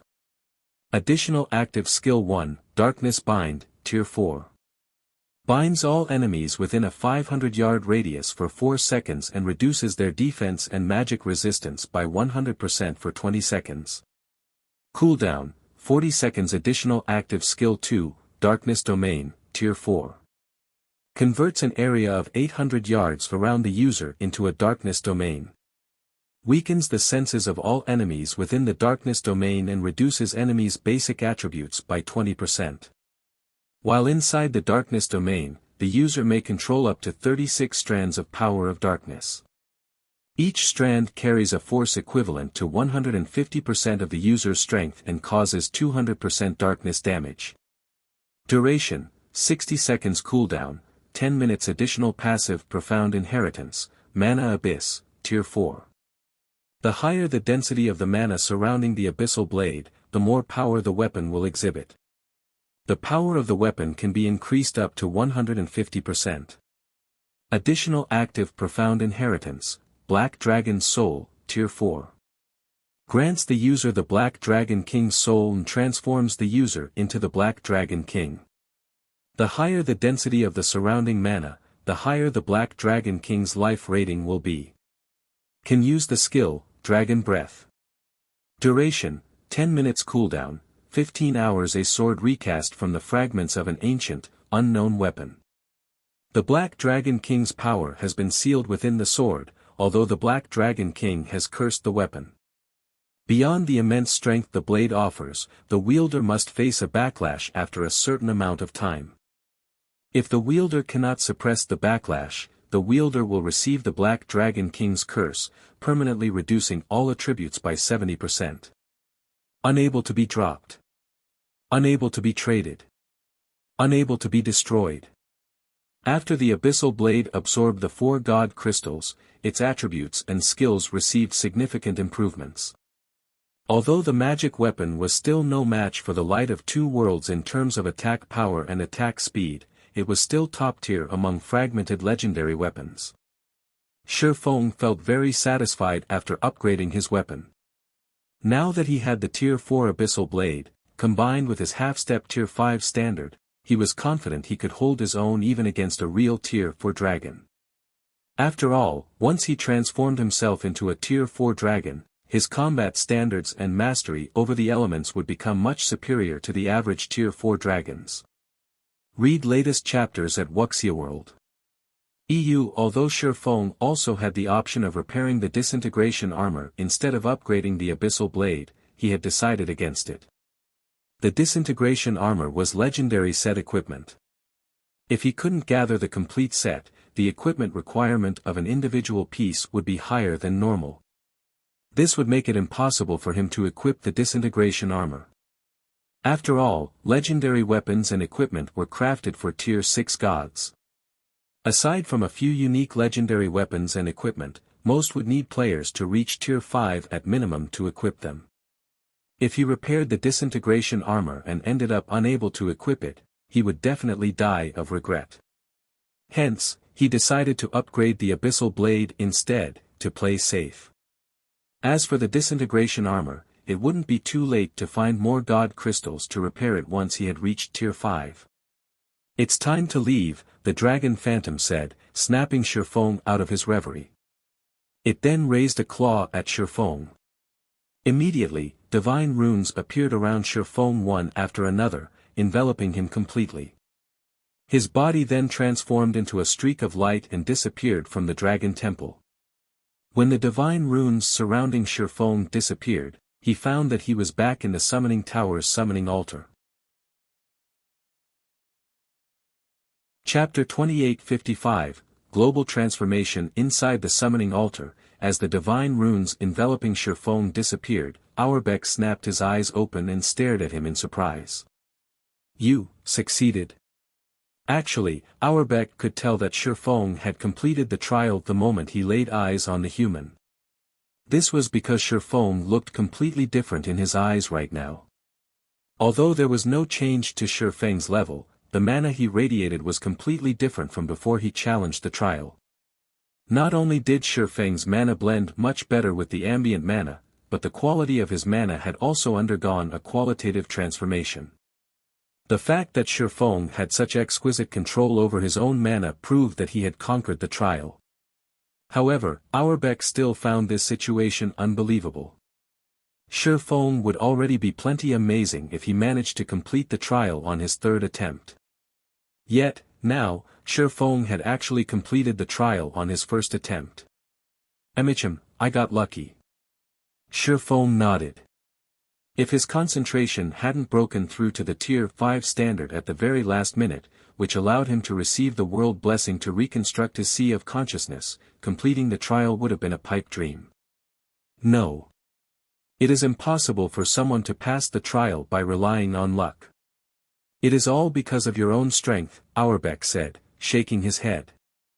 Since you've passed the trial, according to our contract, I, Auerbach, acknowledge you as my contractor from now on.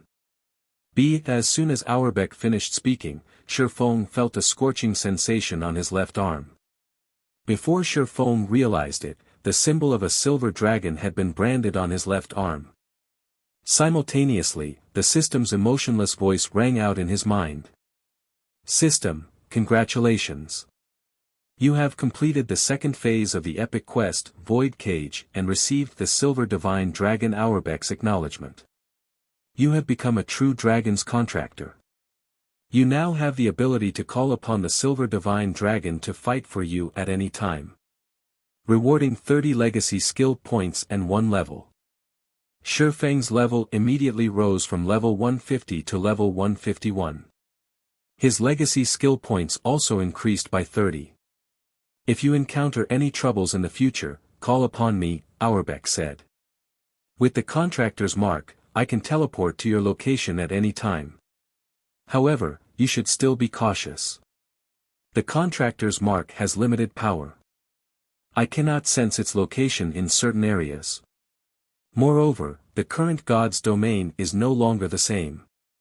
Although you have made significant growth, if you behave too aggressively outside, you might still fall into a desperate situation. You might even have your soul annihilated. Different? Has the world passage opened already? Auerbach's words startled Shifeng. Auerbach could defeat even ordinary Tier 5 individuals.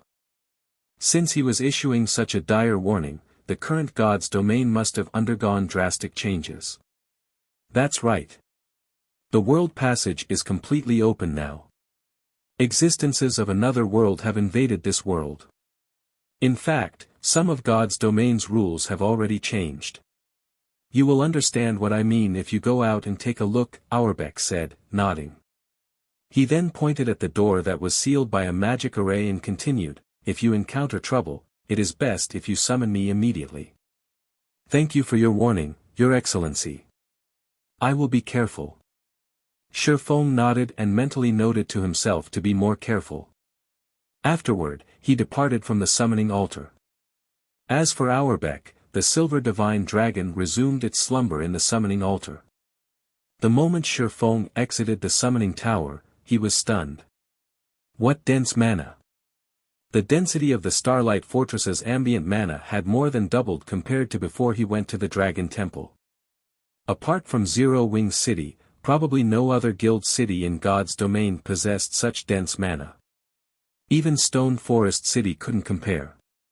Moreover, Shifeng could feel his affinity with mana increasing while bathed in this dense mana. He could also perceive the operating principles of mana with much greater clarity. This place was practically a weakened version of the ancient god's domain. However, compared to the mana environment, the changes to the Starlight Fortress's player population were even more shocking. Before Shifeng left to challenge the Divine Dragon's trial, the Starlight Fortress's player traffic had already reached a very frightening level. However, the present fortress's player population had more than tripled since then. Shifeng even spotted quite a few Tier 4 experts just on the street he was walking on. Moreover, he sensed the presence of at least 70 Tier 4 experts inside the Starlight Fortress. This number was simply mind-blowing. However, this still wasn't the most shocking part about the fortress. Compared to the Starlight Fortress's interior, the fortress's surroundings were much more crowded. From what Shifeng could tell, well over 1 million players were lining up to enter the fortress. These players weren't ordinary players. Even the weakest one among them was a Tier 3 player, and every one of them was at least at level 135. There were also Tier 4 experts standing in the queue. If not for these players standing in line obediently, Shifeng would have suspected that these people were aiming to capture the Starlight Fortress. However, before Shifeng could recover from his surprise, he saw a group of people charging through the main street toward the fortress's entrance. This group's leader was none other than Magic Eye Goddess Phythalia, the commander of Divine Tribe's Divine Hymn Legion. At this time, Phythalia had reached not only Tier 4 but also level 145.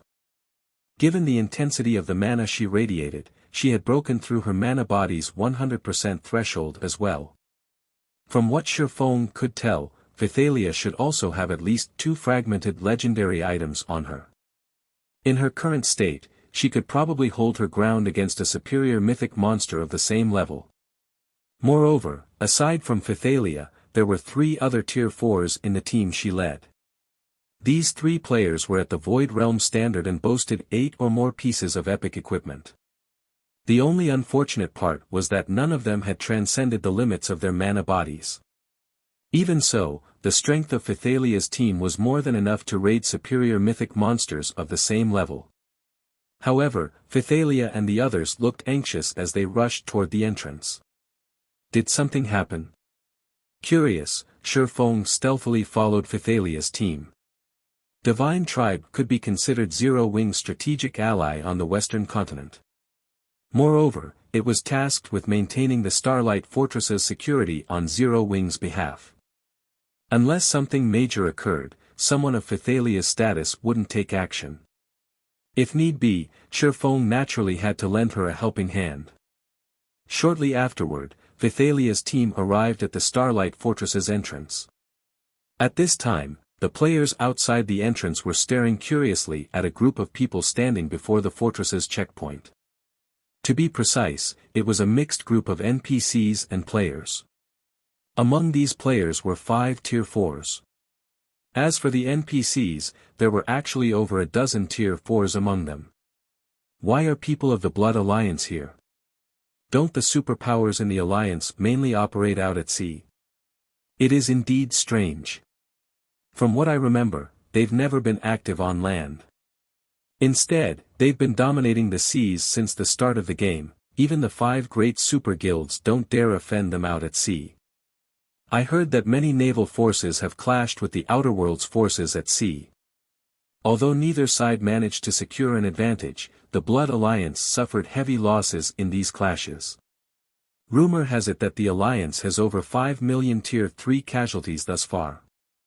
3 of the Alliance's islands were razed to the ground. The players in the queue couldn't help starting heated discussions among themselves as they looked at the tier 4 players and NPCs. While the Blood Alliance's sphere of operations was mostly limited to the sea, the Starlight Fortress was nowhere near the sea. Just teleporting from a coastal city to the Starlight Fortress cost nearly 6 gold coins. Are they greedy for the Starlight Fortress's benefits? That's probably the case. After all, the current Starlight Fortress is simply amazing. Its mana density and the benefits the mana provides are much greater than what you can find elsewhere on the continent.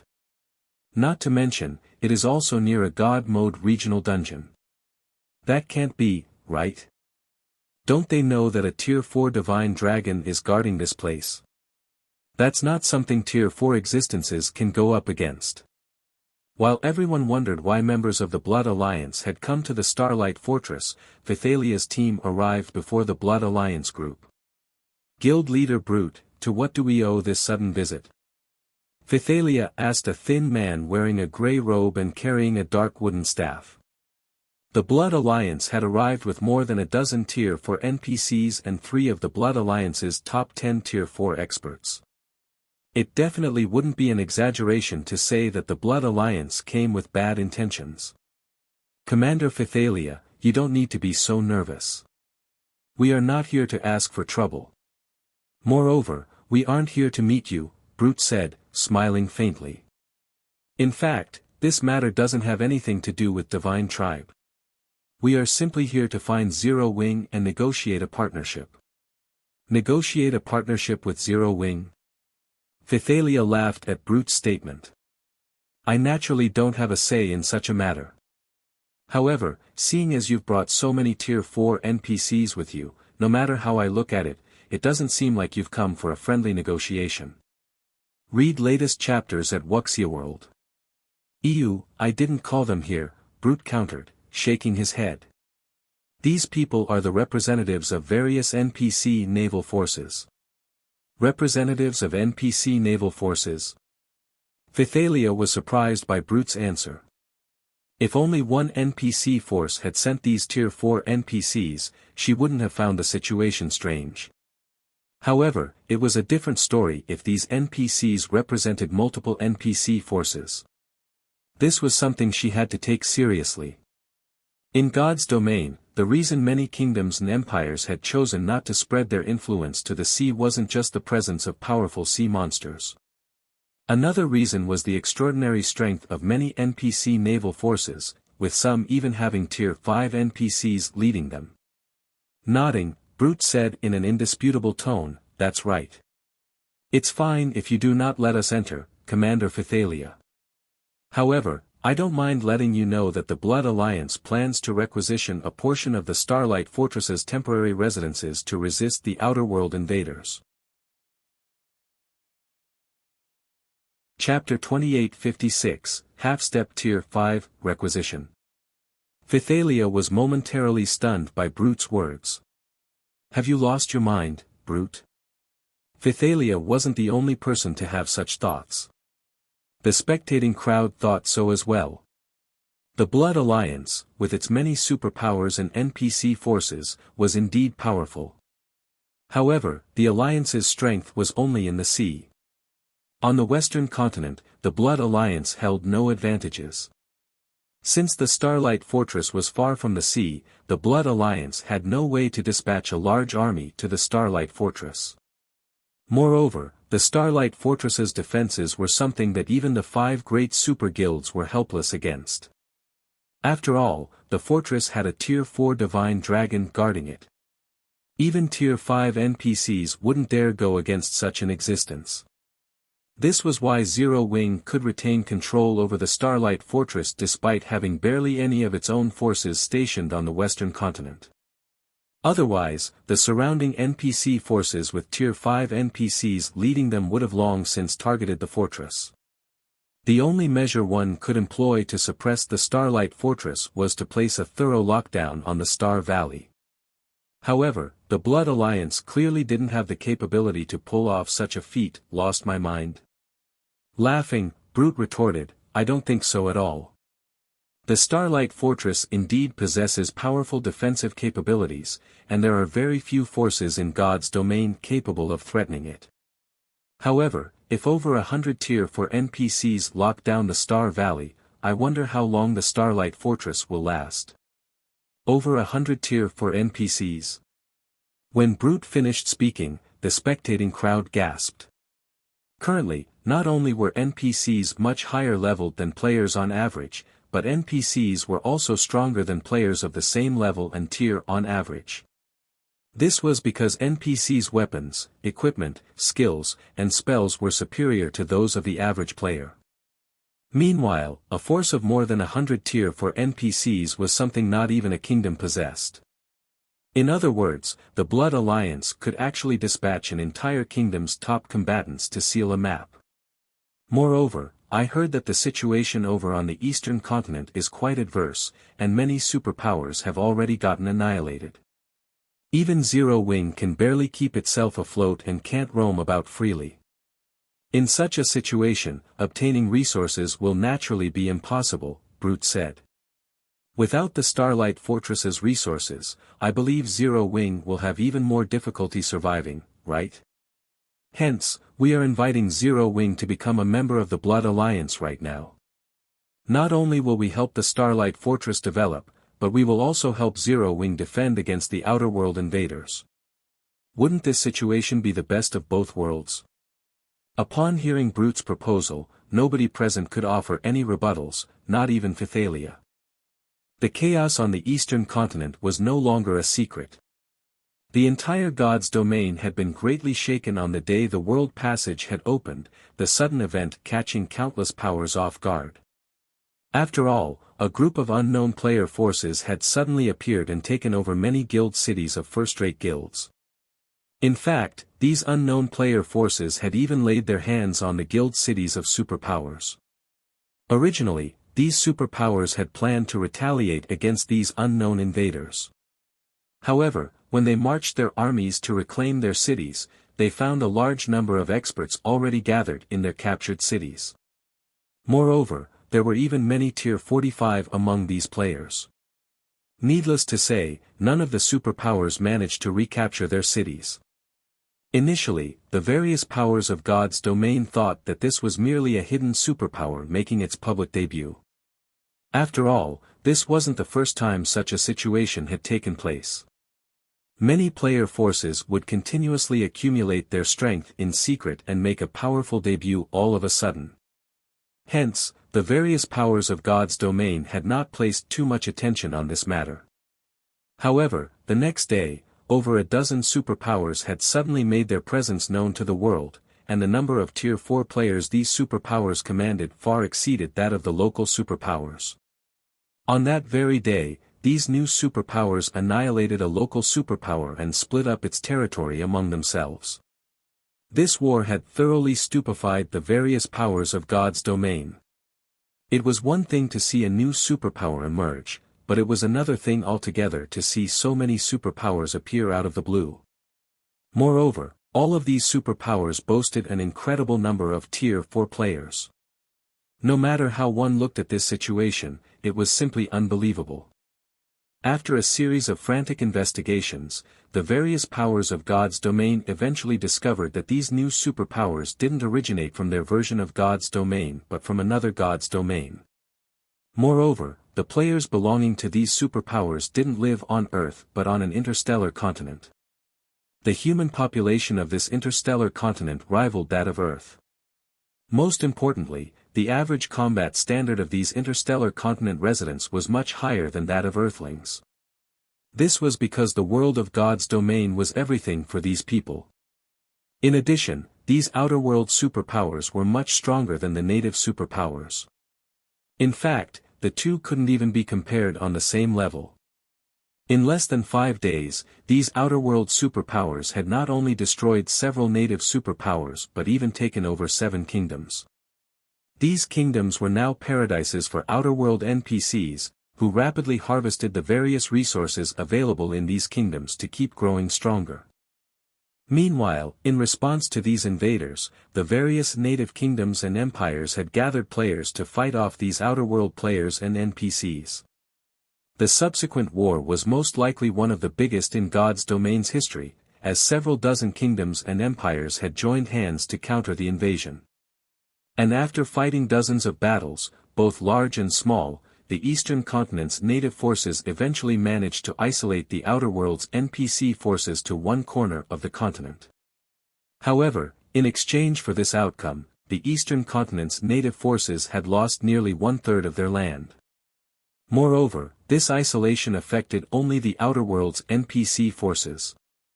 The Outer World's individual NPCs and player forces could still roam freely. In a situation where native players were inferior in terms of both levels and combat standards, the Eastern Continent's players were at an absolute disadvantage. Only by cooperating with native NPCs could they resist the Outer World players. It was obvious that the Eastern Continent's native forces would crumble in the near future as more and more Outer World players and NPCs invaded the Eastern Continent. In fact, it wouldn't be long before the Western Continent would get dragged into the war since the various sea zones were already engulfed in the flames of war. If the Starlight Fortress were to get isolated now, Zero Wing would definitely suffer immeasurable consequences. After all, due to the Outer World forces occupying many of the Eastern Continent's resource spots, prices of various resources had more than doubled.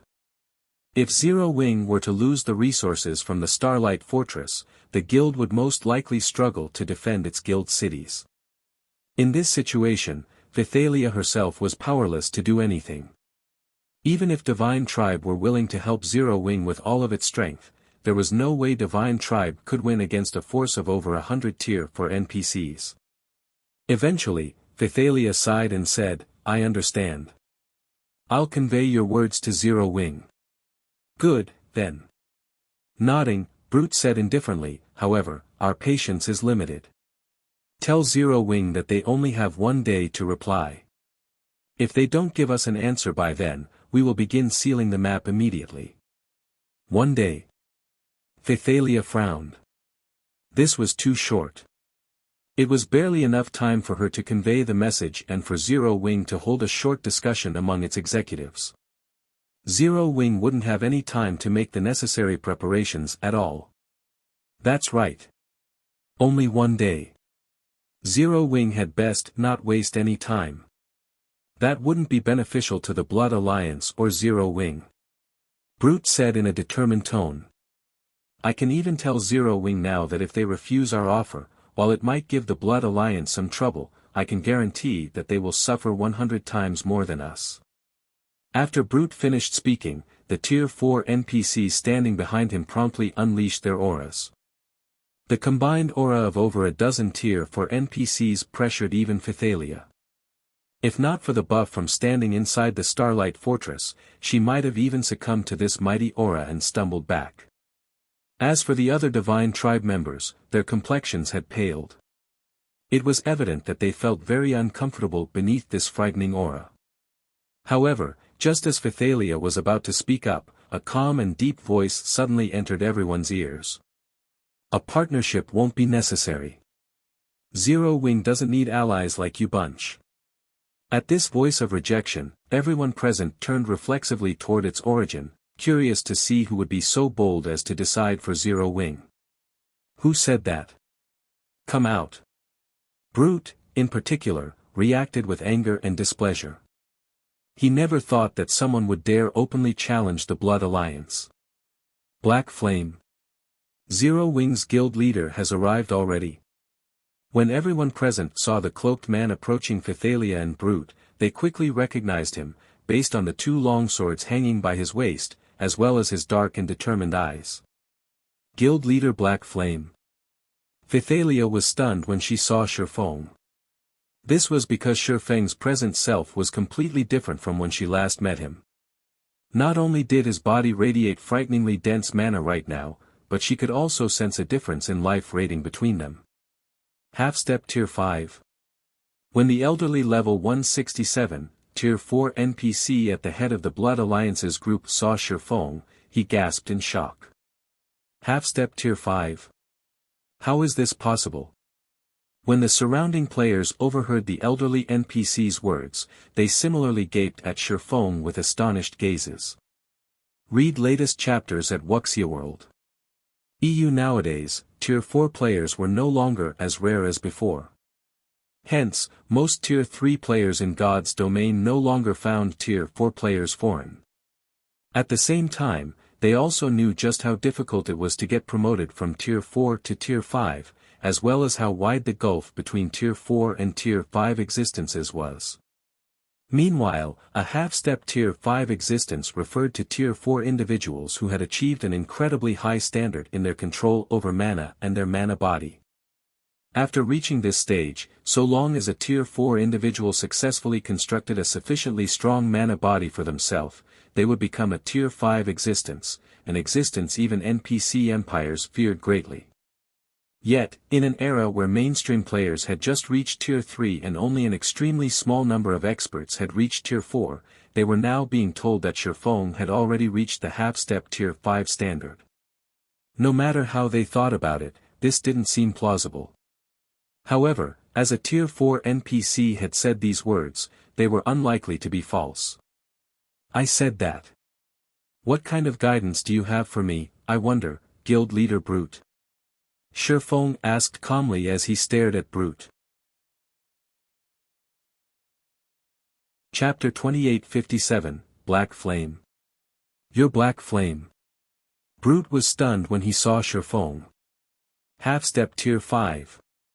In the current era, where the various superpowers barely had any Tier 4 players under their command, a half-step Tier 5 existence was practically invincible. In fact, one would have difficulty finding a half-step Tier 5 existence even among the Outer Worlds players and NPCs, that's right. I am, Shifeng said, nodding. So, it's Guild Leader Black Flame. Everything before was only a misunderstanding. We don't have any intentions of isolating the Starlight Fortress, Brute said, smiling fawningly. Since you aren't interested in partnering with us, the Blood Alliance won't force the issue, Guild Leader Black Flame. If there is nothing else, we will take our leave now. As soon as Brute finished speaking, he turned around, planning to leave the Starlight Fortress together with the Blood Alliance's members. He had no intention of staying even a second longer. A misunderstanding? Shifeng laughed at Brute's words. Guild Leader Brute, You brought over a dozen Tier 4 NPCs and came all the way here to declare that you plan to isolate the Starlight Fortress, yet you're telling me this is a misunderstanding? Since you've already come here, then stay here. After saying so, Shifeng manifested his mana domain, enveloping a 4,000-yard radius in liquid mana. As soon as Shifeng unleashed his mana domain, Brute and the others stiffened. Their bodies felt indescribably heavy as if they had sunk into a swamp. The level 160+, Tier 4 NPCs were just barely able to counter this suppression by releasing their own mana domains. However, none of them could manipulate the mana around them. Phythalia was astonished when Shifeng took action. She never thought that he would do so without a second word. After all, the Blood Alliance's side had more than a dozen Tier 4 NPCs. While these NPCs might not be a match for Shifeng in a one-on-one fight, if they worked together, they could potentially take on even a Tier 5 existence. Not good. This is world creation, the elderly Tier 4 NPC leading the other NPCs exclaimed, an indescribably grim expression appearing on his face as he stared at Shifeng. The fact that Shifeng was at the half-step Tier 5 standard was already plenty frightening. That, combined with his control over mana being at the world creation standard, meant he could fight Tier 5 existences already. In front of such an expert, even a group of Tier 4 individuals would be insignificant. What made Tier 4 individuals much more powerful than Tier 3 individuals was their ability to strengthen their abilities using the ambient mana. However, individuals who had reached the world creation standard could create a miniature world with their mana domain. All the mana within the domain would operate by rules favorable to the user and disadvantageous to hostile forces. Unless one had similarly reached the world creation standard, manipulating the ambient mana while standing in a world creation level mana domain would be impossible. One could only rely on the mana in one's body to do battle, essentially losing all the advantages of Tier 4. World creation was something Shifeng achieved after his concentration had reached the Tier 5 standard. To be precise, he had first reached the Grandmaster Magician standard after his concentration had reached the Tier 5 standard, then, his mana domain had automatically transformed into a miniature world. He didn't even have to transform it consciously. Run! Brute shouted in a panic. Run! With your abilities? Shifeng unsheathed the Abyssal Blade and activated Darkness Bind. After getting upgraded to Tier 4, Darkness Bind's range had improved tremendously.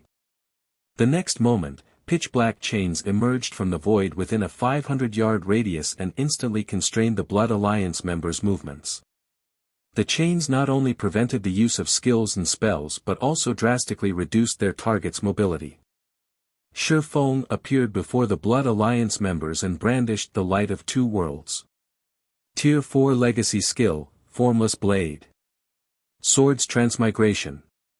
13 sword lights shot at the chests of Brute and the others, so fast that barely any of them managed to react to the attacks in time. Of the Blood Alliance players, only Brute, who had broken through the 100% threshold of his mana body, managed to activate a Tier 4 defensive spell in time. Even so, the Tier 4 barrier he summoned shattered after receiving Shifeng's attack. As for the other Tier 4 players, none of them survived the attack. Even a Tier 4 shield warrior died on the spot. The Tier 4 NPCs fared a little better than the players. Because of their significant advantage in levels and equipment, they all managed to activate a Tier 4 defensive skill or spell in time and block the attacks directed at them. Even so, having used up one of their life-saving measures, these NPCs wouldn't be able to reuse these skills and spells within a short time. However, Shifeng had no intention of giving the Blood Alliance's members any room to catch a breather. After completing his first attack, he promptly activated Blade Domain and executed Swords Transmigration once more.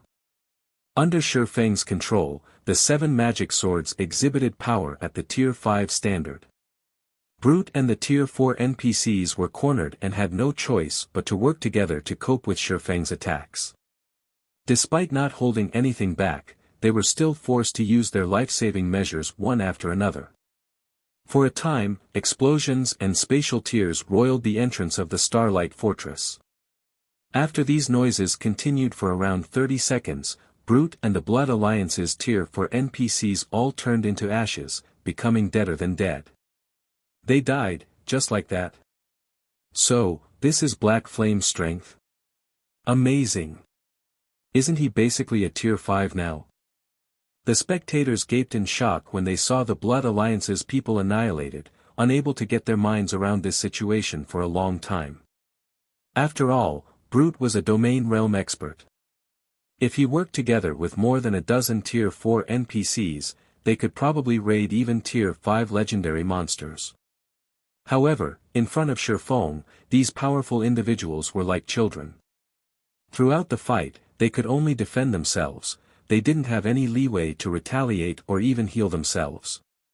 Anyone who slipped up on their defense for even a moment got killed instantly. At this time, let alone the spectating crowd, even Phythalia was flabbergasted by this situation. She never thought that a person's combat power could achieve such frightening heights after reaching the half-step tier 5 and world creation standards. With such combat power, Shifeng could probably go up against a true tier 5 existence. Meanwhile, after killing the Blood Alliance's members, Shifeng didn't hesitate to pocket the items they dropped. Simultaneously, he marveled at the excellence of the items they dropped.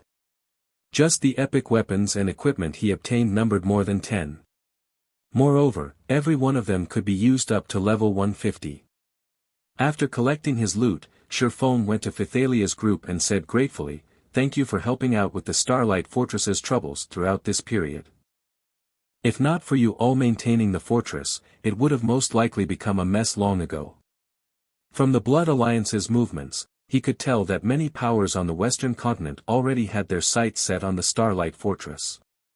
The threat of the Divine Dragon was no longer sufficient to ensure the Starlight Fortress's development. After all, so long as these powers isolated the Starlight Fortress and prevented other players from visiting it, they could easily stifle the fortress's development. "You exaggerate, Guild Leader Black Flame. However, you dealt a heavy blow to the Blood Alliance. The Alliance is unlikely to take this lying down," Phythalia said. She then added, "We have already conducted a thorough investigation into the Blood Alliance. It consists of more than 10 superpowers and quite a number of powerful NPC forces. Some of these NPC forces even have tier 5 NPCs leading them. This is why even the Outer World invaders are just barely able to suppress the Blood Alliance and not defeat it outright. With Shifeng's strength, offending superpowers wouldn't be a problem." However, it was a different story for NPC forces. Now that NPCs were no longer restricted by the system, so long as there were sufficient benefits to be had, they would be more than willing to take action against players. If a tier 5 NPC were to attack the Starlight Fortress, even if the fortress could remain standing, it would still be a nightmare for the fortress. "Relax. Even if a tier 5 does come, they can do nothing," Shifeng said, chuckling nonchalantly. If it were before he had challenged the trial, he would indeed hesitate to clash with the Blood Alliance. However, he now had the ability to contend against tier 5 existences. Not to mention, the Starlight Fortress even had Auerbeck guarding it. The Silver Divine Dragon could suppress even ordinary tier 5 existences of the same level. "Do nothing?" Phythalia's eyes widened in shock. She couldn't help growing curious about the basis of Shifeng's confidence. In the current era where gods had secluded themselves, tier 5 existences were considered the strongest combatants in God's domain. This was the same for the Outer World. Every tier 5 individual was a strategic existence that could single-handedly ensure the safety of a region. Hence, she found it inconceivable that Shifeng already had the ability to go up against tier 5 existences. Not to mention, these were tier 5 NPCs they were talking about, not tier 5 players. "Commander Phythalia, may I trouble you to get me these materials?" Instead of explaining his confidence, Shifeng took out a list and handed it to Phythalia. "I am willing to purchase them using magic crystals at double the market value." After taking a look at the materials on the list, Vithalia found that although these materials were rare and valuable, gathering them shouldn't be a problem with Divine Tribe's abilities. This shouldn't be a problem, but why would you want to purchase these materials at such a high price? With Zero Wing's abilities, you should be able to gather these materials yourself. There's no need to pay double for them, much less pay in magic crystals, Vithalia asked as she looked at Shifeng strangely. Aside from the magic elven stone, the other materials on the list were relatively easy to obtain for a superpower. So long as Shifeng returned to the eastern continent, he could gather these materials at any time through Zero Wing. There was no need to pay such an exorbitant price. Read latest chapters at Wuxia World. EU not bothering to hide his motives, Shifeng explained calmly, I don't have a choice. I urgently need these materials to connect the two continents. I won't have enough if I rely on only the Starlight Fortress's material stockpile, so I have to ask your guild to acquire them for me. Now that he could summon the Divine Dragon to his aid at any time, he could do many things that he dared not do before. Connect the two continents. Vithalia momentarily doubted her ears and she heard Shifeng's words. How is this possible? The two main continents of God's domain were incredibly far apart from each other. This was why the various superpowers had desperately contended over intercontinental teleportation arrays. Even so, these teleportation arrays came with a lot of limitations. If Shifeng really had a way to allow people to travel between the two continents freely, then that would be simply amazing. However, Shifeng just smiled in response to Vithalia's doubt and did not explain himself further. His past self would indeed be incapable of accomplishing such a feat. However, now that he was a Grandmaster Magician, combined with the Starlight Fortress's summoning tower, such a feat wasn't particularly difficult. Chapter 2858, Intercontinental Teleportation Magic Array Starlight Fortress, Summoning Tower. After spending over 80,000 magic crystals to purchase all of the materials he needed from Divine Tribe, Shifeng immediately began working on the Summoning Tower's teleportation array. The Summoning Tower's main purpose was to summon monsters. It was a construction unique to the Starlight Fortress. However, the Starlight Fortress itself could be considered a teleportation tower, as it possessed a teleportation array and a spatial node passed down since ancient times. These inheritances were what allowed the Summoning Tower to summon monsters from other worlds to fight for the Starlight Fortress. Under normal circumstances, it shouldn't be possible for the Summoning Tower to facilitate intercontinental teleportation. However, Shifeng was now a grandmaster in manipulating magic arrays. He even possessed a teleportation magic array design. Hence, he could make the impossible possible. Not to mention, he had also seen quite a few guild cities that possessed player-made intercontinental teleportation arrays in his previous life. To achieve intercontinental teleportation, one needed to fulfill 3 conditions. The first condition was to have a Grandmaster Magician. The second condition was to have a teleportation magic array design. The third and most important condition was to have a spatial node on one of the 2 continents. Only after fulfilling these 3 conditions could one construct an intercontinental teleportation magic array. Meanwhile, there weren't many spatial nodes on the 2 continents. In total, they numbered less than 20. Moreover, many of them were in dangerous forbidden lands. However, so long as one managed to secure a spatial node, they could freely travel between the 2 main continents, no longer subject to the various limitations of ancient intercontinental magic arrays. This was why Shifeng was adamant about acquiring the Starlight Fortress previously. The only flaw intercontinental teleportation arrays had was their colossal energy consumption. Instead of using magic crystals like ordinary teleportation arrays did, an intercontinental teleportation array required mana stones as fuel. Moreover, each teleportation cost 10 mana stones. If the job of synthesizing mana stones using magic crystals were left to a master alchemist, it would cost nearly 1,000 magic crystals per teleportation. With such a high cost, even superpowers wouldn't be able to afford to teleport people between continents in large numbers. However, even with such a limitation, the Intercontinental Teleportation Array was still plenty amazing after all. The two main continents had different resources. Trading in these resources could net massive profits. Moreover, transportation by teleportation was much more convenient than by air or by sea. Most importantly, an intercontinental magic array could allow a guild to synergize its forces on the two continents. This guild could operate on the two continents as if operating on a single continent, free of the problems arising from operating on two different continents. This was also one reason Shifeng had been desperately working to become a Grandmaster Magician all this time. As Shifeng was quietly constructing the Intercontinental Magic Array in the Summoning Tower, Divine Tribe's executives suddenly held a meeting in the guild's temporary residence in the Starlight Fortress. Phythalia, is what you say true? Can Black Flame really connect the two continents? Great Elder Adolf asked in disbelief as he looked at Phythalia. When Adolf heard that Shifeng had reached the half-step Tier 5 and World Creation standards and single-handedly killed over a dozen Tier 4 NPCs, he had already been incredulous. Yet, Phythalia was now telling him that Shifeng could also create an intercontinental teleportation array. How could he possibly believe her? However, Adolf also understood one thing very clearly: Phythalia was never one to exaggerate things. Since she had said so, then this matter was most likely true. Only, he still couldn't help seeking further confirmation from her. With Black Flame's personality, it's unlikely he would lie. Not to mention, he doesn't have any reason to lie to us, Phythalia replied after giving the matter some thought.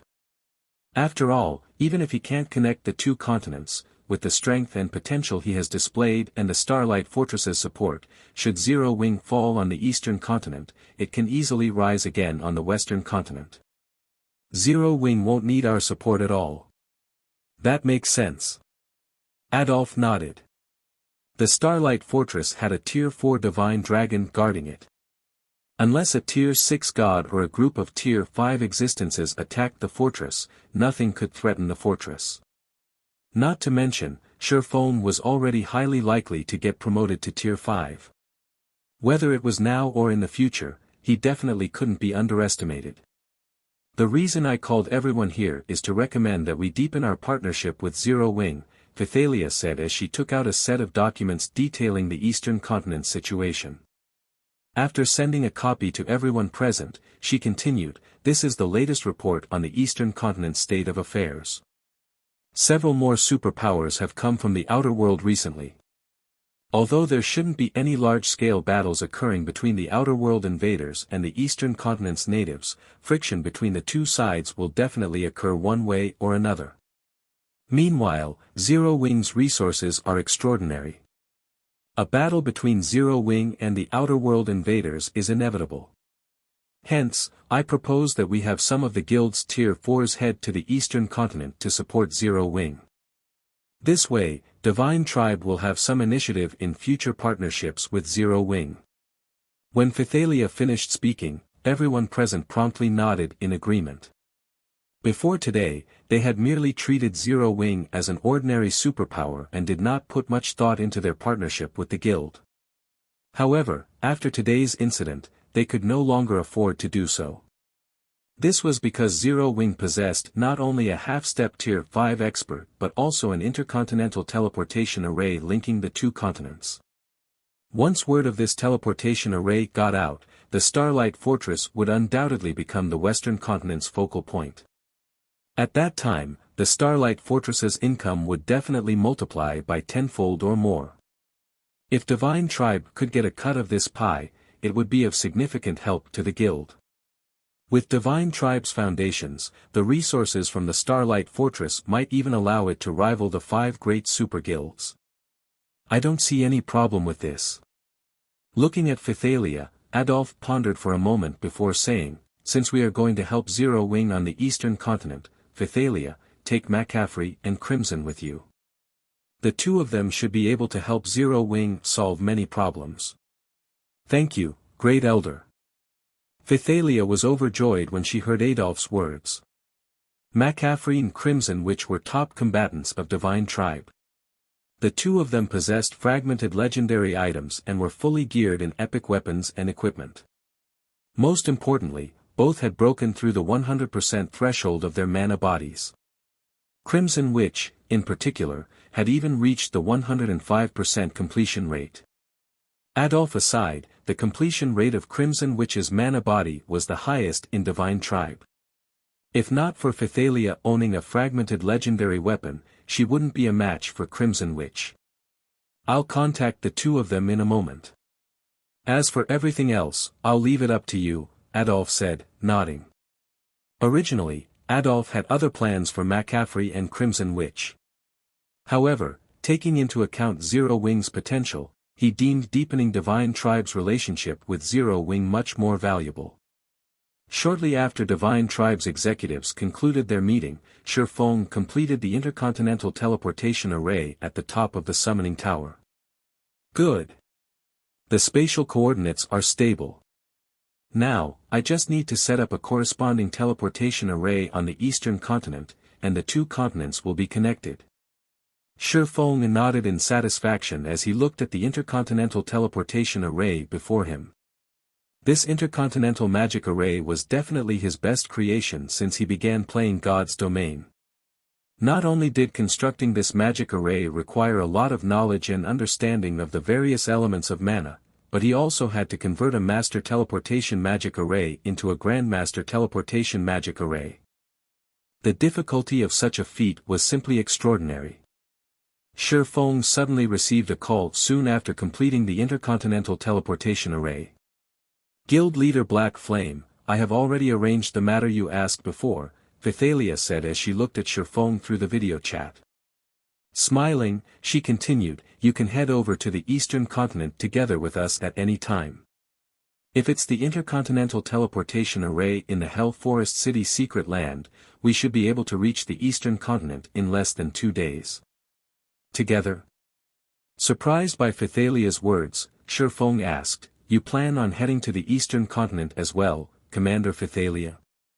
From what he understood, Divine Tribe had never shown any interest in the eastern continent. The guild had always focused on the western continent. Not to mention, the current eastern continent was an incredibly dangerous place. Most importantly, Divine Tribe had to pay a huge price to send people to the eastern continent. The superpowers controlling ancient intercontinental teleportation arrays normally charged around 8,000 magic crystals and various precious materials per person when facilitating travel between the two continents. Moreover, this was still considered a friendship price. Even for a superpower, having many people travel between the two continents would still be a considerable expenditure. In response to Shifeng's question, Phythalia nodded and smiled. Amicham. Our guild has some matters to deal with on the eastern continent. I'm afraid we will have to trouble you at that time, Guild Leader Black Flame. You're being too polite, Commander Phythalia. Your guild has helped me plenty on the western continent, Shifeng said, chuckling. If you encounter any trouble on the eastern continent, feel free to look for me. Read latest chapters at Wuxia World. EU, since you've said so, I definitely won't hold back when that time comes, Guild Leader Black Flame, Phythalia said, her smile turning even brighter. Naturally. Shifeng nodded. Besides Divine Tribe's status on the western continent, just being able to form friendly relations with Phythalia herself was already well worth his time. After all, there weren't many players capable of reaching Tier 6 in God's Domain. Shifeng ended his call with Phythalia, then sorted out the Starlight Fortress's income. He collected the 14 million gold and 930,000 magic crystals the fortress earned during this period and made his way to the fortress's entrance. And after he met up with Phythalia's group of 3, they promptly made their way to the Hell Forest City Secret Land's Intercontinental Teleportation Array. After waiting for more than a day for the teleportation array to activate, Shifeng transformed into a streak of light and disappeared from the secret land. Chapter 2859, Returning to the Eastern Continent, Demon Mist Valley, what rotten luck. We actually got teleported to a forbidden land. Crimson Witch frowned as she observed the faint red mist surrounding her. Divine Tribe had conducted a thorough investigation into the Forbidden Lands on both continents. This was because these locations were incredibly dangerous, current players couldn't visit them. Moreover, players would first have to exit the Forbidden Land before they could teleport out of the map. After players entered level 100+ maps, it was found that these maps possessed plenty of spatial tears and random teleportation points. Any one of these traps had a high chance of teleporting players to dangerous locations like Forbidden Lands. Hence, to reduce the chances of their important combatants dying after getting teleported forcibly to a Forbidden Land, the superpowers investigated the various Forbidden Lands and provided this information to their members. The Demon Mist Valley was one of the better-known Forbidden Lands on the eastern continent. The reason for its fame was the red mist shrouding the map all year round. Anyone who entered this place, even Tier 48, would have their physique and senses heavily suppressed, unable to exert even half of their normal combat power. In addition, the monsters in the Demon Mist Valley possessed incredibly powerful defense and magic resistance. The weakest monster here was a level 130 Great Lord. There were also plenty of mythic monsters and even superior mythic monsters. Even Tier 4 experts would have a very low chance of survival if they got sent to this Forbidden Land unprepared. Hence, the various superpowers had placed particularly great importance on the Demon Mist Valley. Our luck isn't all that bad. At least we didn't get sent to the central region. We're only at the boundary between the inner and outer regions, McCaffrey, the Silver Lion Legion's vice commander, said after checking his map. Pointing at the valley in the forest in front, he continued, we should reach the outer region in 3 hours if we head in that direction. The Demon Mist Valley did not just prevent teleportation, but its red mist also prevented Tier 4 players from flying. In fact, even flying mounts could only walk here. Guild leader Black Flame, let us hurry out of here. We'll get surrounded by monsters if we stay for too long.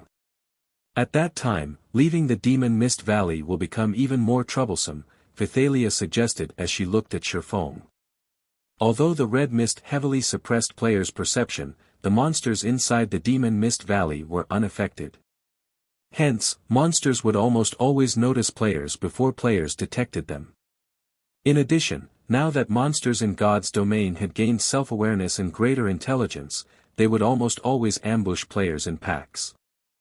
Not to mention, their group was currently in the Demon Mist Valley's inner region. According to Divine Tribe's research, the chances of a superior mythic monster appearing here was quite high. Quite a number of mythic monsters also roamed the area. If their group caused a huge commotion, it could easily attract a pack of mythic monsters.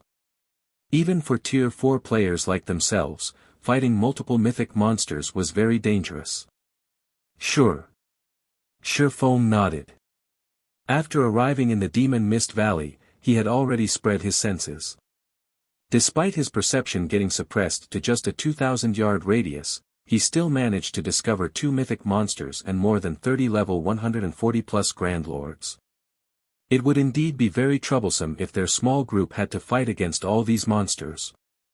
Following this, the group of 4 made their way into the valley under Shifeng's lead.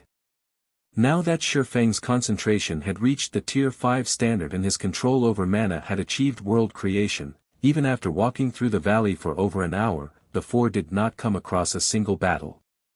This situation confused Vithalia and the others, and they could only assume that an army of players had cleared this valley recently. However, as the group approached the outer region, the density of the monsters in the area also increased. Although Shifeng had a perception range of 2,000 yards, he still had greater difficulty finding a safe route to travel. Players. Suddenly, Shifeng detected strong mana fluctuations coming from a forest some distance ahead, indicating a battle taking place there. After advancing a little more, the group even began hearing sounds of battle. Shortly after hearing the noise, the group saw a level 145 superior mythic ranked 4-winged feathered dragon rising from the forest 1,000 yards away. The feathered dragon then used a breath attack, turning the forest within a 500-yard radius into ash. Along with the destruction of a portion of the forest, 3 figures, 1 female and 2 males entered the sight of Shifeng's group. These 3 players were all Tier 4 players. Shifeng even recognized 2 of them. One was 16th Cloud, the second vice guild leader of Shining Tiger, the other was the assassin Sorrowful Silence. The only reason the trio managed to survive the Feathered Dragon's breath attack was the Tier 4 Guardian Knight of the group. However, after taking on that breath attack, the Guardian Knight did not have much HP remaining. None of the 3 was a healer either, so the Guardian Knight could only rely on potions to heal himself. Evidently, it wouldn't be long before they fell to the superior mythic monster. Damn it! To think we'll actually die here. 16th Cloud, who wielded a crimson staff, glared at the 4-winged feathered dragon's 60-meter-long frame with inevitable frustration. That's right. We should have fought those people outside instead. It would be much better than getting killed by this monster, Sorrowful Silence said, nodding in agreement. There's no helping it. Who would have thought we would encounter such a monster as soon as we ducked into the inner region? 16th Cloud said with a bitter smile.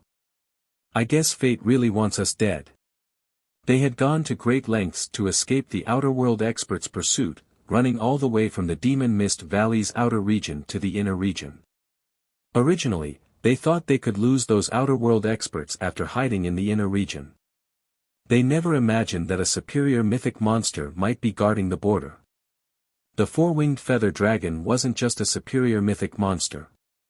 It was also the realm lord of this area. Even a 20-man Tier 4 team would have difficulty fighting it under normal circumstances, what more under the Demon Mist Valley suppression. And worse, the feathered dragon could fly. There was no way to escape it. Players that encountered the feathered dragon had only 2 options, kill it or be killed by it. There was no third option.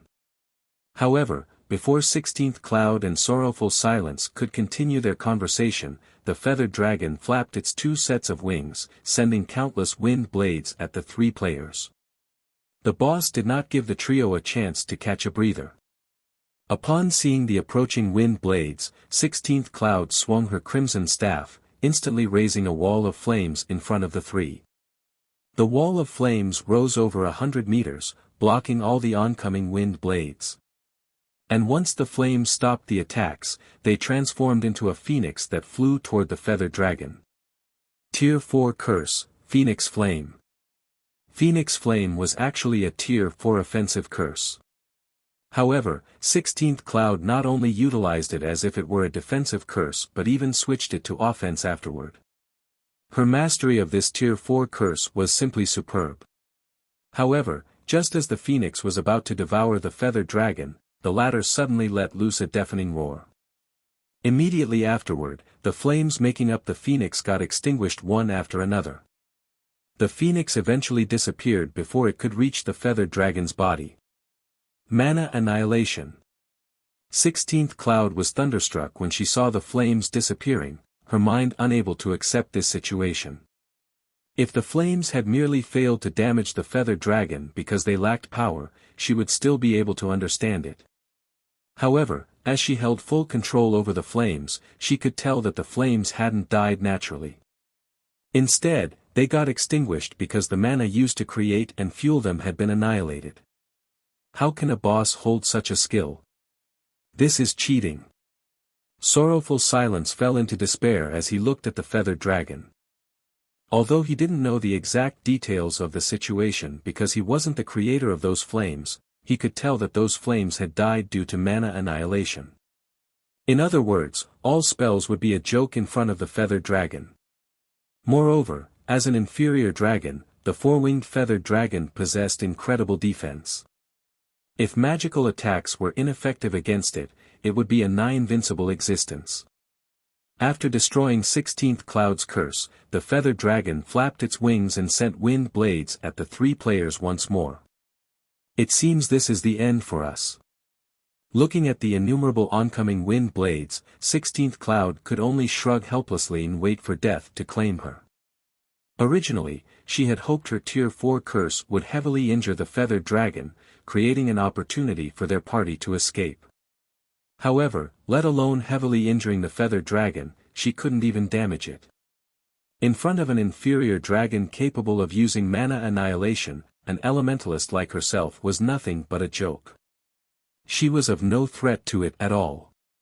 Yet, just as the countless wind blades were about to strike 16th Cloud and the others, a magic barrier suddenly emerged from the ground before them. The barrier stopped the wind blades, releasing the trio from death's grip. Crystalline barrier.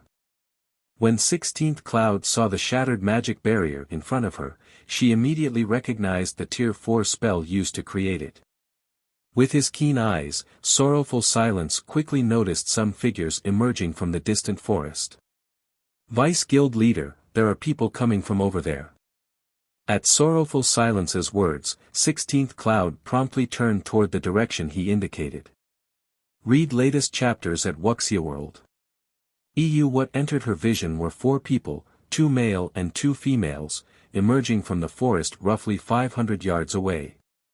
It was evident that these 4 people were responsible for the Tier 4 defensive spell that had saved their party. Black Flame.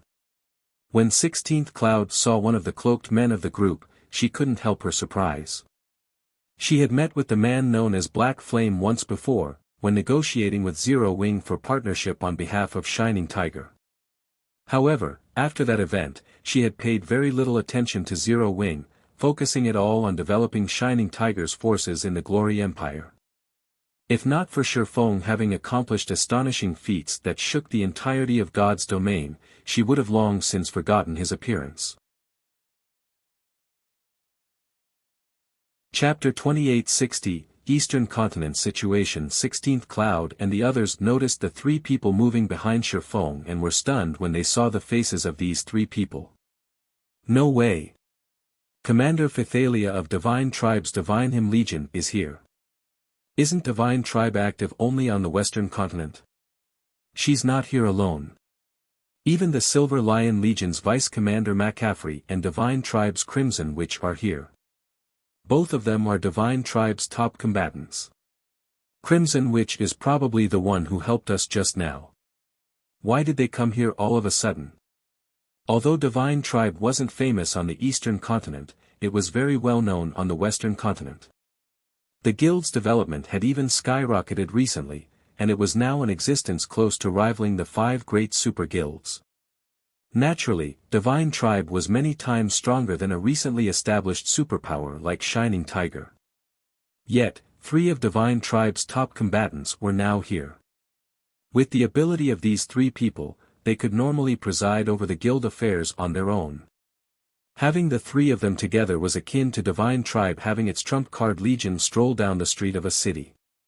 Unless Divine Tribe was planning an important operation, such an action would be a complete waste of manpower. However, before 16th Cloud and the others could recover from their surprise, Phythalia and McCaffrey suddenly appeared beside the 4-winged feathered dragon. Phythalia promptly brandished her longsword and bombarded the Realm Lord with a rain of sword lights. As for McCaffrey, he raised his greatsword and stabbed it into the ground. Subsequently, massive greatswords emerged from the ground and stabbed at the airborne feathered dragon. Compared to the Shining Tiger trio, Phythalia and McCaffrey evidently had far superior control over mana. Their ordinary Tier 4 skills nearly rivaled Tier 5 skills in power. They also perfectly coordinated their attacks, such that the feathered dragon could only defend against the attack of one and had no choice but to take the attack of the other. -31,654,215. Damage exceeding 30 million appeared above the feathered dragon's head, the attack provoking a pained cry from the superior mythic. Although this amount of damage was nothing compared to the feathered dragon's nearly 20 billion HP, 16th Cloud and the others couldn't even damage the Realm Lord. And how strong! So, these are Divine Tribe's top combatants. 16th Cloud was astonished when she saw the combat prowess Phythalia and McCaffrey displayed. Although 16th Cloud recognized that she still couldn't rank at the very top of God's domain in terms of combat power, she was still a domain realm tier 4 expert. She was also fully equipped with epic equipment. Yet, compared to Phythalia and McCaffrey, she still had a long way to go before reaching the top of God's domain. However, before Shining Tiger's trio could overcome their shock from Phythalia and McCaffrey's display of power, an overbearing sword light suddenly cut through space and sliced off one of the feathered dragon's claws. The attack wrenched an agonized shriek from the feathered dragon, and its HP instantly plunged by more than 100 million. The horrified feathered dragon immediately flapped its wings and fled the scene like a powerful storm, not daring to remain for even a moment longer. The feathered dragon was much faster than the average tier 4, flying mount. Upon seeing this scene, 16th Cloud and the others reflexively turned toward the origin of the sword light with stunned looks on their faces. This was because the origin of this sword light was none other than Shifeng. Currently, he radiated a mana so dense that it was liquid. How is this possible? 16th Cloud gaped in shock at Shifeng. Not only did Shifeng scare a superior mythic-ranked realm lord away with one attack, but the strength of his mana was simply unbelievable. The density of his mana was something she had seen radiating from only tier 5 NPCs. However, while the information Shining Tiger obtained said that Shifeng was indeed powerful to the point where he could slay tier 4 NPCs, it did not say that he was this powerful. The attack Shifeng had used to scare the feathered dragon away wasn't a skill because the attack did not create any mana fluctuations whatsoever. It was an ordinary attack executed with a combat technique. Meanwhile, seeing the feathered dragon fly away left Shifeng feeling a little frustrated. How unfortunate. The Demon Mist Valley's restraint prevented even him from flying. Hence, if a flying monster fled from him, he had no way of catching up. Not to mention, the four-winged feathered dragon was even a realm lord. This was why players had an incredibly difficult time killing mythic monsters or above in forbidden lands that prevented flight. After all, the majority of the mythic monsters in forbidden lands could fly. Unless players prepared an ambush beforehand, they could, at most, repel mythic monsters but not kill them. Are you three alright? After seeing the feathered dragon flying into the distance, Shifeng approached 16th Cloud's group and asked curiously, "This isn't a place ordinary tier 4s can visit. Why did you come here?" Unlike the ruined mountain range, which was a forbidden land only for humans, the Demon Mist Valley was a forbidden land for all life, much more dangerous than the ruined mountain range. Tier 4 players traveling alone or in a small group could only explore the valley's outer region, at most. Normally, if players wished to enter the Demon Mist Valley's inner region, they needed a team of 20 tier 4 players at the very least. Meanwhile, 16th Cloud's group only had 3 people. Entering the valley's inner region was a death sentence for them. "You misunderstand us, Guild Leader Black Flame. If possible, we wouldn't have chosen to enter this place either," 16th Cloud replied with a bitter smile. "The 3 of us entered this place because we had no other choice. Otherwise, the Outer World Tier 4 experts chasing us would have long since killed us." She was both Shining Tiger's second vice guild leader and a Tier 4 domain realm expert. If it were a month ago, nobody would believe her if she told them that other players were hunting her and had even driven her into a desperate situation. In fact, if 16th Cloud had come across such a situation, she definitely wouldn't tell anyone about it. Now, however, 16th Cloud did not mind revealing this matter to an outsider at all. She also didn't find it damaging to her self-esteem. On the contrary, she even felt proud about the situation. "The 3 of you were actually cornered? Is the Eastern Continent situation that bad?" Shifeng was surprised by 16th Cloud's words. In his previous life, Tier 4 experts remained existences that could not be underestimated, even 10 years after God's Domain's launch. Even superpowers with Tier 5 and Tier 6 experts wouldn't have an easy time targeting and hunting down Tier 4 experts keen on escaping. After all, there were simply far too few experts in God's domain capable of getting promoted to Tier 4, and the bare minimum requirement for players to participate in a hunt for Tier 4 players was to be Tier 4 themselves. Otherwise, they wouldn't be able to catch up with and surround the targeted Tier 4 player at all. And while Tier 5 and Tier 6 experts were indeed capable of overpowering Tier 4 experts in a head-on fight, they had to track down their target first before they could do anything. Hence, even for the various superpowers, hunting down Tier 4 experts was a headache. Yet, 16th Cloud's group of 3 Tier 4 experts was actually getting hunted. This told Shifeng that the Eastern Continent was in far direr straits than what Divine Tribe's report described. Guild leader Black Flame, you must have been away from the Eastern Continent during this period, right? 16th Cloud wasn't particularly surprised by Shifeng's question. Without withholding any information, she replied, a few days ago, another 10 or so outer-world superpowers arrived on the Eastern Continent. One of these superpowers is incredibly strong, probably on the level of the 5 great super guilds. This superpower has many Tier 4s, as well as Tier 3 experts that exhibit combat power at the Tier 4 standard. Because of this superpower's appearance, the originally stable situation on the Eastern Continent changed instantly. Previously, the Tier 4 experts of the Eastern Continent superpowers could still roam the Demon Mist Valley's outer region. Now, however, let alone grinding peacefully in the outer region, we'd be fortunate not to get hunted by those outer world experts. Previously, there had indeed been a huge difference between the Eastern Continent superpowers and the outer world superpowers. However, it wasn't as if the Eastern Continent superpowers were utterly helpless to fight back. After all, even in the outer world, reaching Tier 4 wasn't easy. As a result, the outer world superpowers did not have many Tier 4 players under their command either. However, after that superpower showed up, the outer world's forces suddenly gained a slew of Tier 4 combatants. This instantly shattered the balance between the two sides and placed native Tier 4 experts like herself at an absolute disadvantage. Almost all of the Eastern Continent's resource-rich maps had already become the backyard of those outer world players, and trying to level up in these maps was now a monumental challenge for native players. I see. No wonder you ran all the way here. Shifeng finally understood the situation. There were many ways in God's domain to allow Tier 3 experts to possess Tier 4 combat power. Besides Tier 3 mana set equipment, combat arrays were more than capable of doing the job. However, combat arrays were incredibly rare, and producing them was also extremely troublesome. This was especially true when it came to the materials required. Nevertheless, so long as one managed to manufacture combat arrays capable of granting Tier 3 players Tier 4 combat power, one would be more than capable of dealing with Tier 4 players.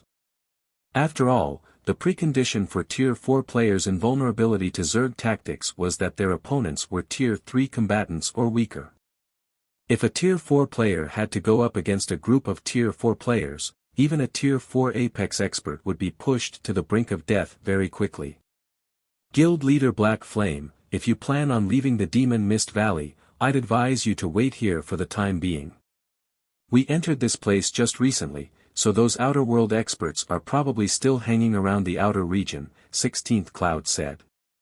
Although those Tier 3 experts with Tier 4 combat power are strong, their resistance to the foreign energy in the environment is still at the Tier 3 standard, so they can't stay in a forbidden land for too long. Judging by Shifeng's reactions, 16th Cloud guessed that the man had not been updated about the Eastern Continent situation for quite some time now. Although Shifeng was indeed extraordinarily strong and even had 3 powerful experts following him, his group would most likely still face a bitter battle if it had to go up against a large number of Tier 4 combatants. If the 4 weren't careful, they might even end up losing their lives. At present, the wisest option would be to wait until those Tier 4 combatants had left the Forbidden Land. Thank you for the warning, but that won't be necessary. Shifeng shook his head in response to 16th Cloud's advice. After voicing his gratitude, he promptly led Phythalia and the others out of the inner region. Read latest chapters at Wuxia World. When Shifeng's party of 4 had gotten several hundred yards away, sorrowful silence and the Tier 4 Guardian Knight turned to 16th Cloud. What should we do now? Sorrowful silence asked. Do we wait here? Now that the 4-winged feather dragon had fled this place, they should be safe for some time. We don't have a choice. Let's follow guild leader Black Flame, 16th Cloud replied, gritting her teeth. It might be impossible to break out of the encirclement with just the 3 of us, but with the strength of guild leader Black Flame's group, we should have a chance. 16th Cloud and the others ran after Shifeng's group. Chapter 2861, Natives. Demon Mist Valley, Outer Region. Due to the red mist shrouding the Demon Mist Valley all year round, the Forbidden Land was very humid, abounding with lush vegetation. Unlike the plants found in the outside world, the plants here seemed self-aware as they constantly moved about slowly. This made one feel they were traversing a maze when they traveled through the valley. Damn it! Those people sure know how to run. If they'd just tamely let us kill them, we wouldn't have to suffer so much. A level 143, Tier 4 female swordsman grumbled in dissatisfaction. That might be the case, but we also have to thank these people, a level 143, Tier 4 male berserker standing beside the female swordsman said. If not for these native Tier 4 experts, we wouldn't have an opportunity to earn alliance contribution points.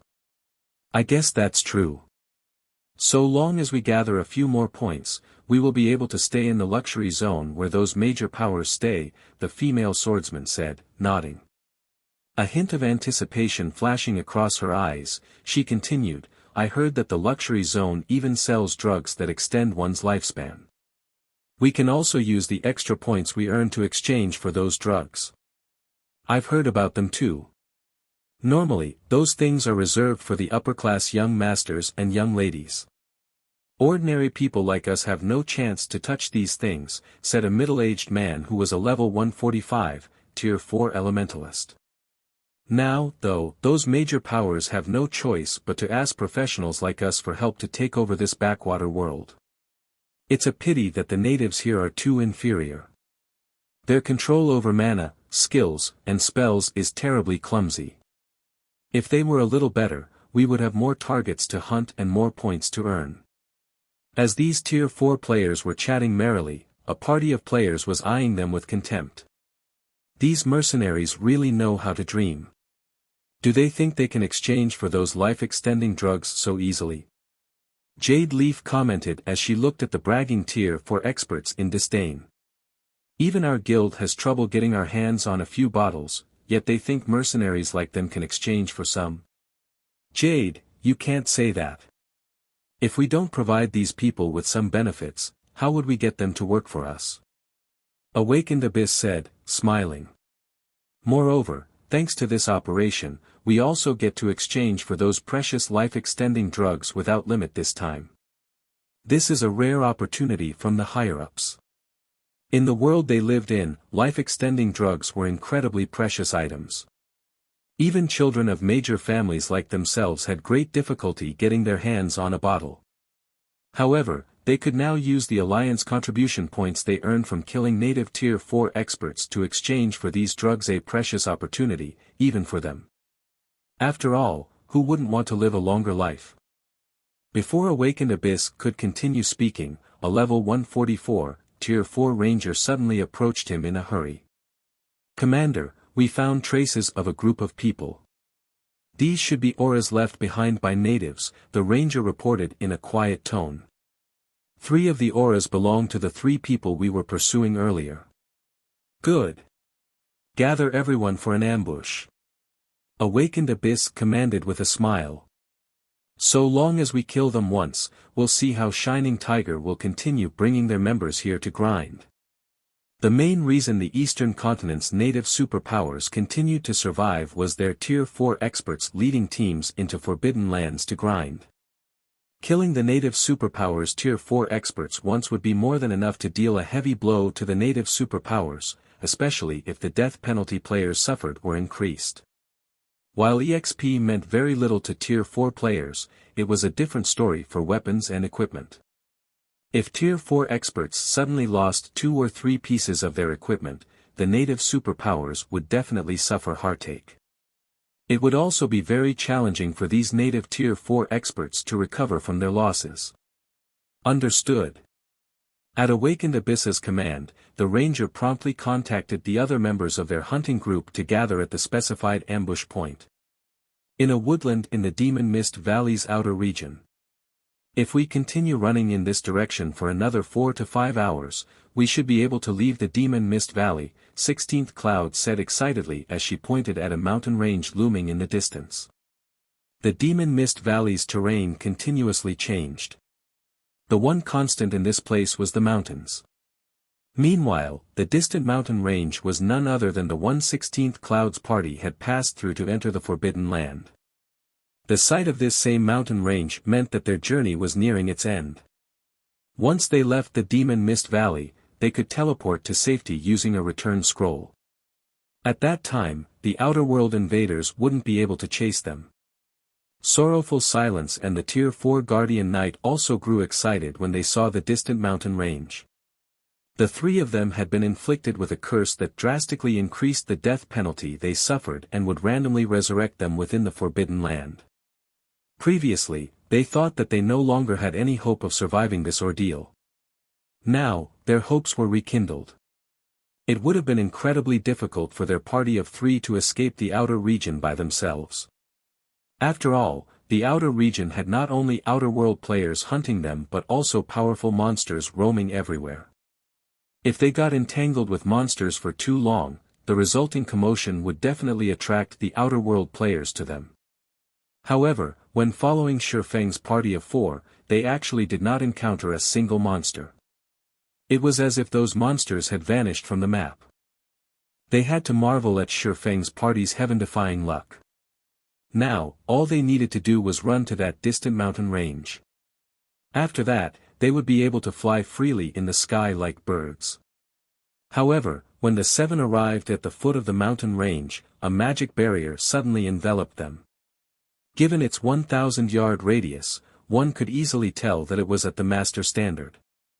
Even superior mythic monsters would have difficulty breaking out of it. Not good. We got fooled. 16th Cloud's complexion paled when she saw the barrier forming. She had thought that they had already shaken off the outer world players' pursuit. Evidently, these outerworlders had simply waited for them to throw themselves into this trap. With this area sealed with a master magic barrier, they had no hope of escaping whatsoever. Just then, a savage and brawny level 145 man emerged from the forest in front of Shifeng's group and said with a sadistic look, "You people have made me wait for a very long time. Let's see how you get out of this situation now." The last time his hunting group had come across Shining Tiger's party, it should have succeeded in annihilating the trio. However, the instant 16th Cloud noticed the ambush, she had decisively fled with her party before his hunting group could trap them with a barrier. This time, his hunting group had discovered traces of 16th Cloud's party early and managed to discern where the party was heading.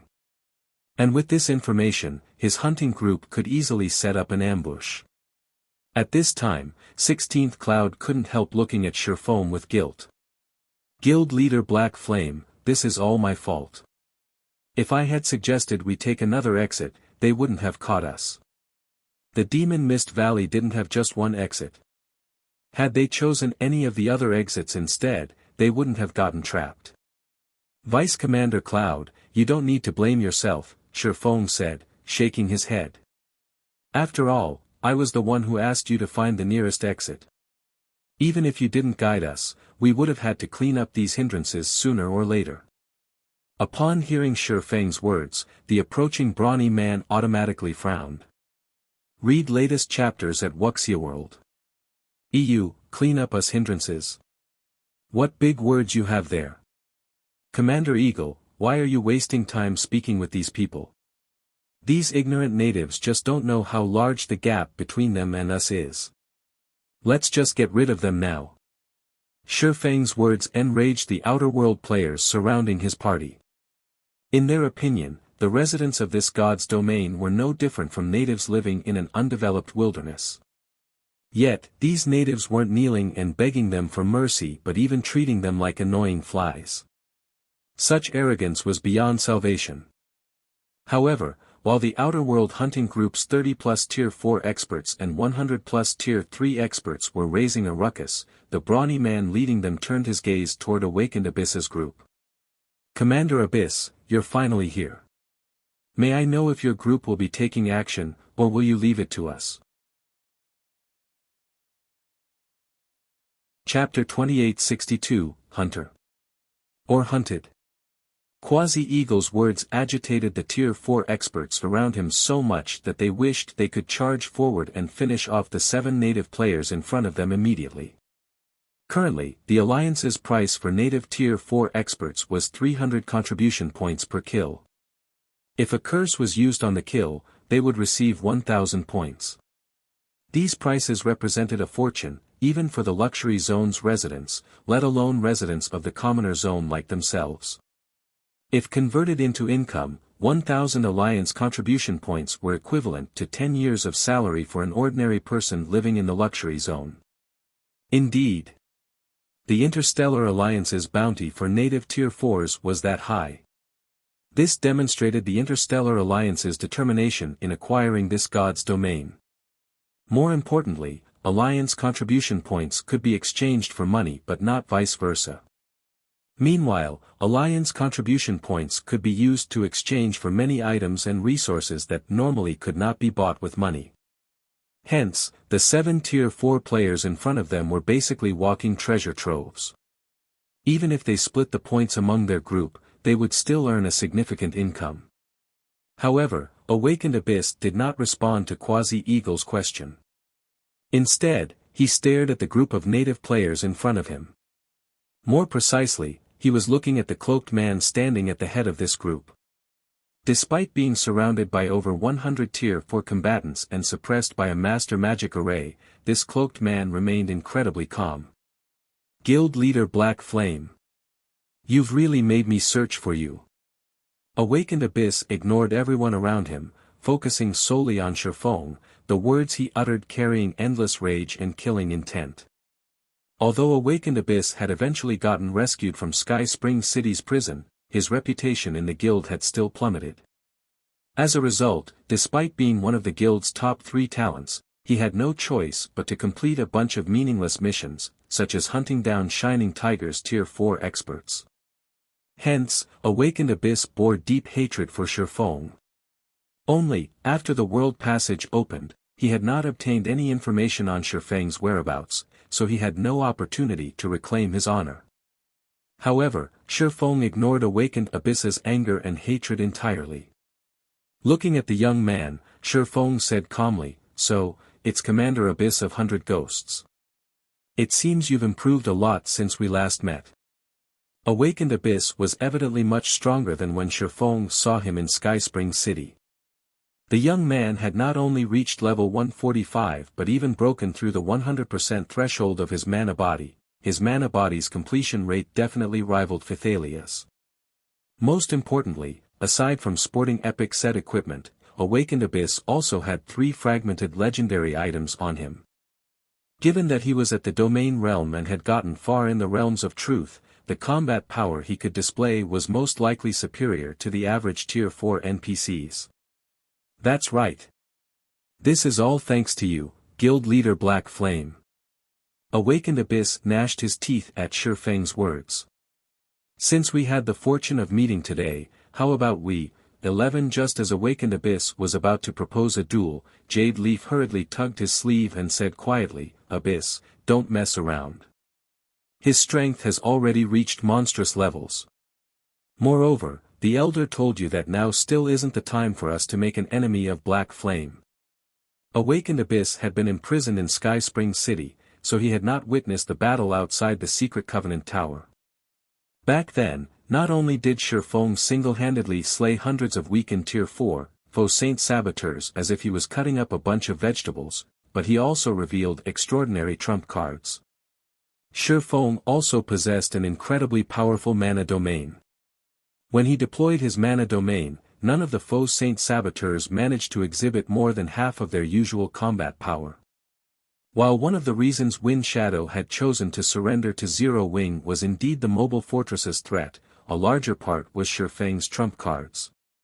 Hence, he had chosen to surrender and compensate Zero Wing. Although their hunting group currently had a significant advantage in numbers and even had a master magic array suppressing Shifeng, Jade Leaf still couldn't see their group having any chance of victory against Shifeng's party. At Jade Leaf's reminder, Awakened Abyss gradually cooled down. I know.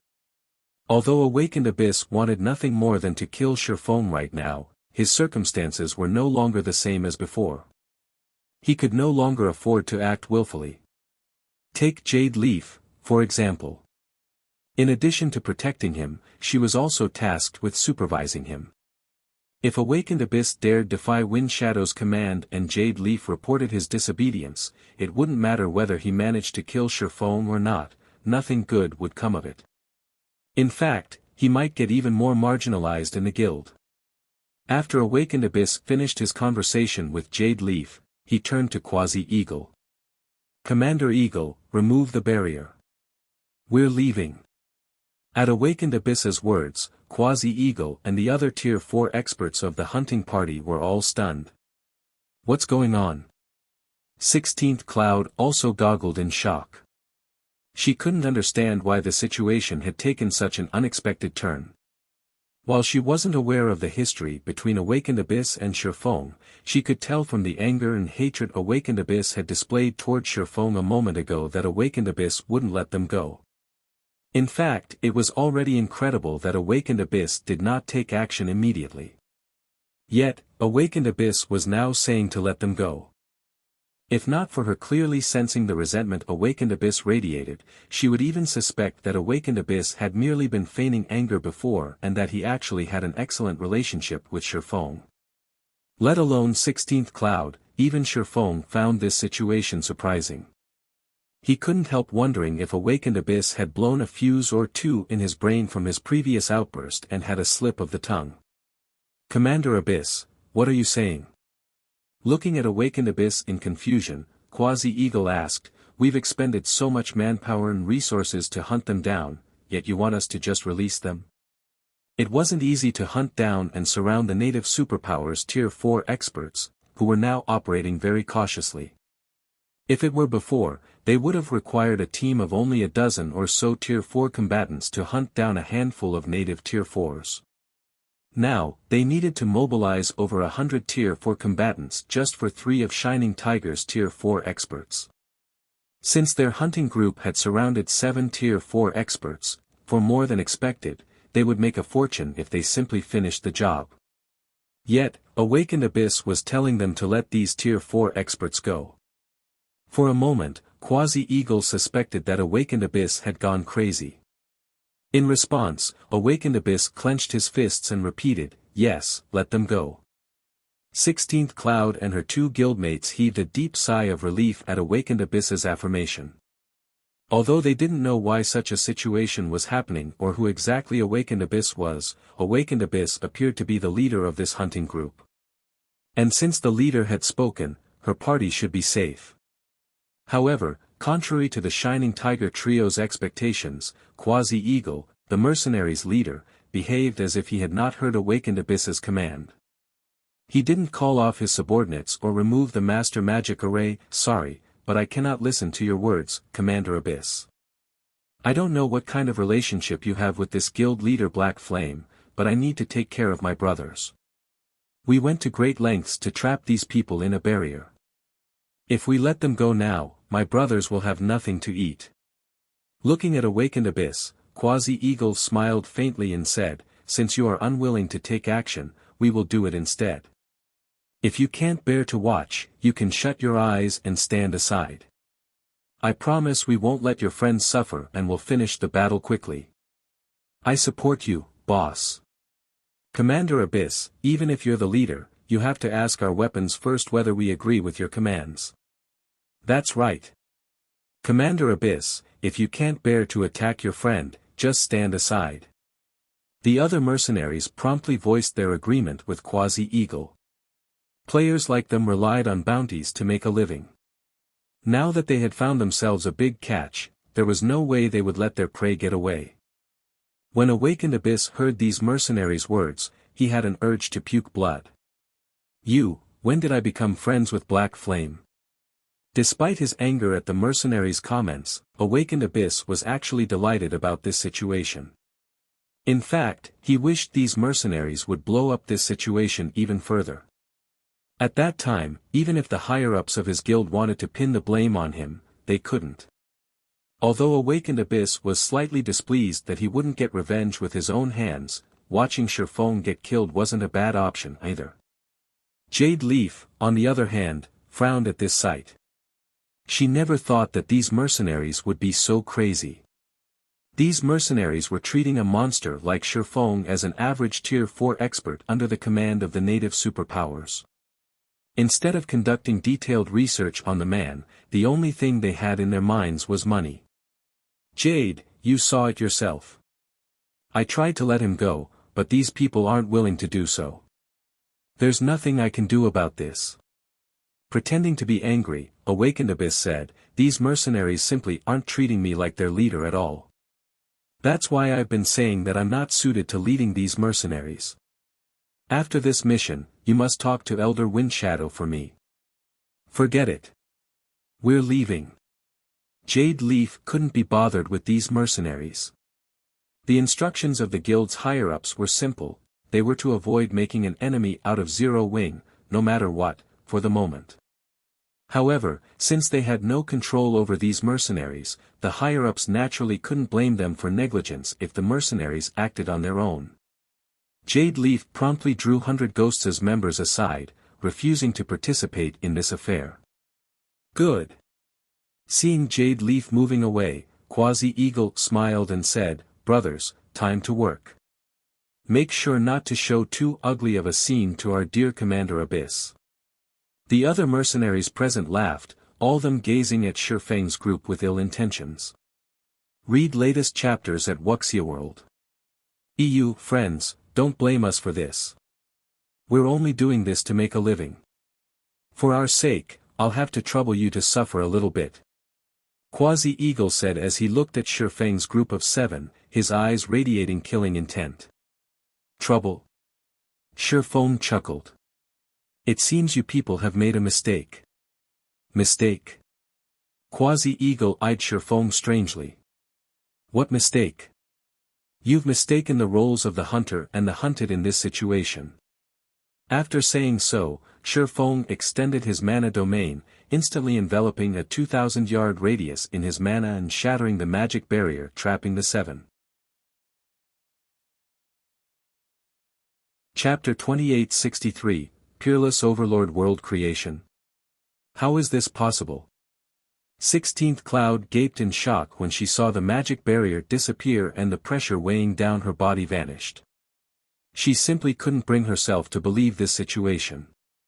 Even acquiring a mana domain was already tough for Tier 4 players, anyone who managed to do so would become an absolute powerhouse among Tier 4 existences.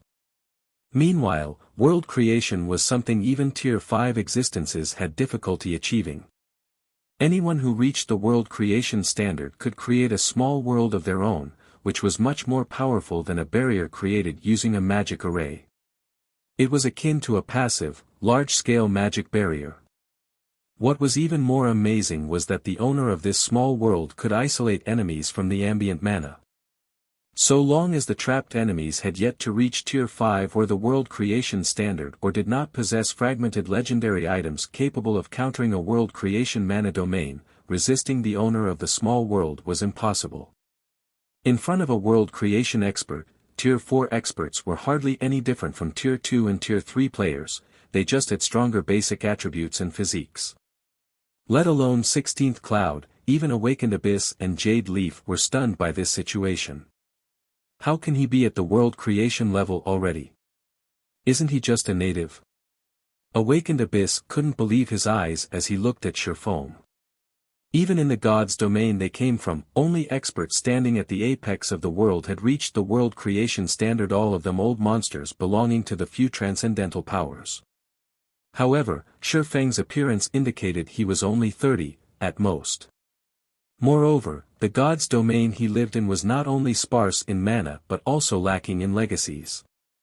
No matter how Awakened Abyss looked at it, there was no way anyone in this god's domain could achieve such strength at this stage of the game. So, this is his hidden strength? Jade Leaf was horrified by this revelation. Previously, when Wind Shadow told her that Shifeng was still hiding a lot of his strength and that they needed to be careful around him, she hadn't thought much of his warning.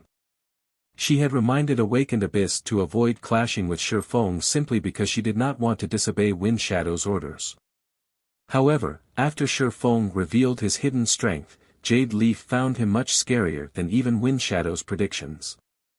The next moment, before Quasi-Eagle and the other mercenaries could snap out of their daze, Shifeng's Light of Two Worlds swung toward them. Tier 4 skill, Lightning Edge. Countless sword lights descended from the sky, creating a mesmerizing river of light. Quasi-Eagle and the other mercenaries indeed possessed combat power at the Tier 4 standard. Moreover, even the weakest Tier 3 expert among them was at the Refinement Realm standard. However, since they couldn't tap the ambient mana, none of the defensive maneuvers and life-saving skills they used could withstand Shifeng's attack. As a result, apart from Quasi-Eagle and a Tier 4 Elementalist, both of whom had broken through the 100% threshold of their mana bodies, everyone else lost their lives to the sword lights. When the river of light disappeared, a ravine dozens of meters deep and nearly 1,000 meters long had formed in the forested region, with weapons and equipment strewn inside it. How is this possible? Quasi-Eagle, who had survived thanks to a Tier 4 defensive skill, was stupefied when he saw most of his team of more than 100 Tier 4 combatants wiped out. When he and the surviving Elementalist looked at Shifeng again, they shuddered involuntarily, horror swamping their hearts. The two of them finally understood that what Shifeng had said earlier was true. From start to end, their team had merely been a bunch of clowns. They arrogantly thought of Shifeng's group as sheep for the slaughter, not knowing that they themselves were the actual sheep. World creation. No wonder Awakened Abyss conceded without hesitation. Quasi-Eagle smiled bitterly as he looked at Shifeng. The loss of levels was a small matter for Tier 4 players like them. However, the loss of weapons and equipment wasn't something that they could recover from easily. "Boss, what should we do?" the level 144, Tier 4 male Elementalist asked Quasi-Eagle in a panic. "There's no way we can get away from him inside this small world. We also can't fly inside the Demon Mist Valley. Once a world creation expert unleashed their mana domain, escape was impossible, especially for players like themselves." At the Elementalist's question, Quasi-Eagle gritted his teeth and said to Shifeng, "Friend, my brother and I surrender. We are willing to compensate you with 2 pieces of top-tier epic equipment for each of us. What do you think?" Quasi-Eagle's proposal surprised Awakened Abyss and the other 100 Ghosts members. The commander of the Wild Hunt mercenary group was considered above average among the Tier 4 experts in their god's domain. For him to actually bow down to another was simply unbelievable. Quasi-Eagle was known to be a ruthless person in their god's domain. He had once gone up against a guild all by himself. Despite getting killed more than a dozen times, he still did not give up clashing with the guild. Eventually, the guild in question suffered a major loss in a guild war. And with Quasi-Eagle incessantly targeting the guild's experts, the guild had no choice but to concede and provide all sorts of compensation to Quasi-Eagle to put this feud to rest. This incident had spurred Quasi-Eagle's rise to fame. He had then gone on to establish the present Wild Hunt mercenary group, which had a reputation as a pack of mad dogs in their god's domain. Yet, Quasi-Eagle was actually taking the initiative to admit defeat after suffering such a small setback. How could Awakened Abyss and the others not find this situation surprising? Unfortunately, Shifeng showed no interest whatsoever in Quasi-Eagle's proposal. 3 pieces. We'll pay 3 pieces of epic equipment each. Quasi-Eagle said, gritting his teeth. Even if you kill us, the most we will drop is 2 items each. Top-tier epic equipment is rare even in the present God's domain. This is definitely a worthwhile transaction for you. Normally, Quasi-Eagle wouldn't have minded getting killed. However, he currently had a precious treasure on his person, and it had a certain chance of dropping upon death. It was precisely thanks to this treasure that he had managed to break through his mana body's 100% threshold. Meanwhile, this was only the tip of the iceberg of what this treasure had to offer. Although he didn't know what exactly this treasure was, since it had such an ability, it was definitely more valuable than even fragmented legendary items. He naturally wouldn't dare bet on the chance that it wouldn't drop. Hence, he endured the humiliation of surrendering. However, before Quasi-Eagle could finish speaking, Shifeng had already slashed out with the Abyssal blade. First sword, Light Shadow. You lunatic. When Quasi-Eagle and the Elementalist saw the towering greatsword descending toward them, they promptly activated another life-saving skill. The two of them then fled in different directions, neither daring to receive the descending greatsword. They could clearly sense the frightening power the illusory greatsword carried. This attack was most likely much stronger than even that of superior mythic monsters. Receiving it would be suicide. 1 slash. 2 slashes. 3 slashes. As Quasi-Eagle and the Tier 4 Elementalist used up one life-saving skill after another, Shifeng executed Light Shadow time and again. After 5 consecutive slashes, Quasi-Eagle and the Elementalist finally fell to the illusory greatsword and transformed into ashes, each of them dropping 2 items as they died. This scene rendered Awakened Abyss and Jade Leaf speechless for a long time. So, this is the power of world creation.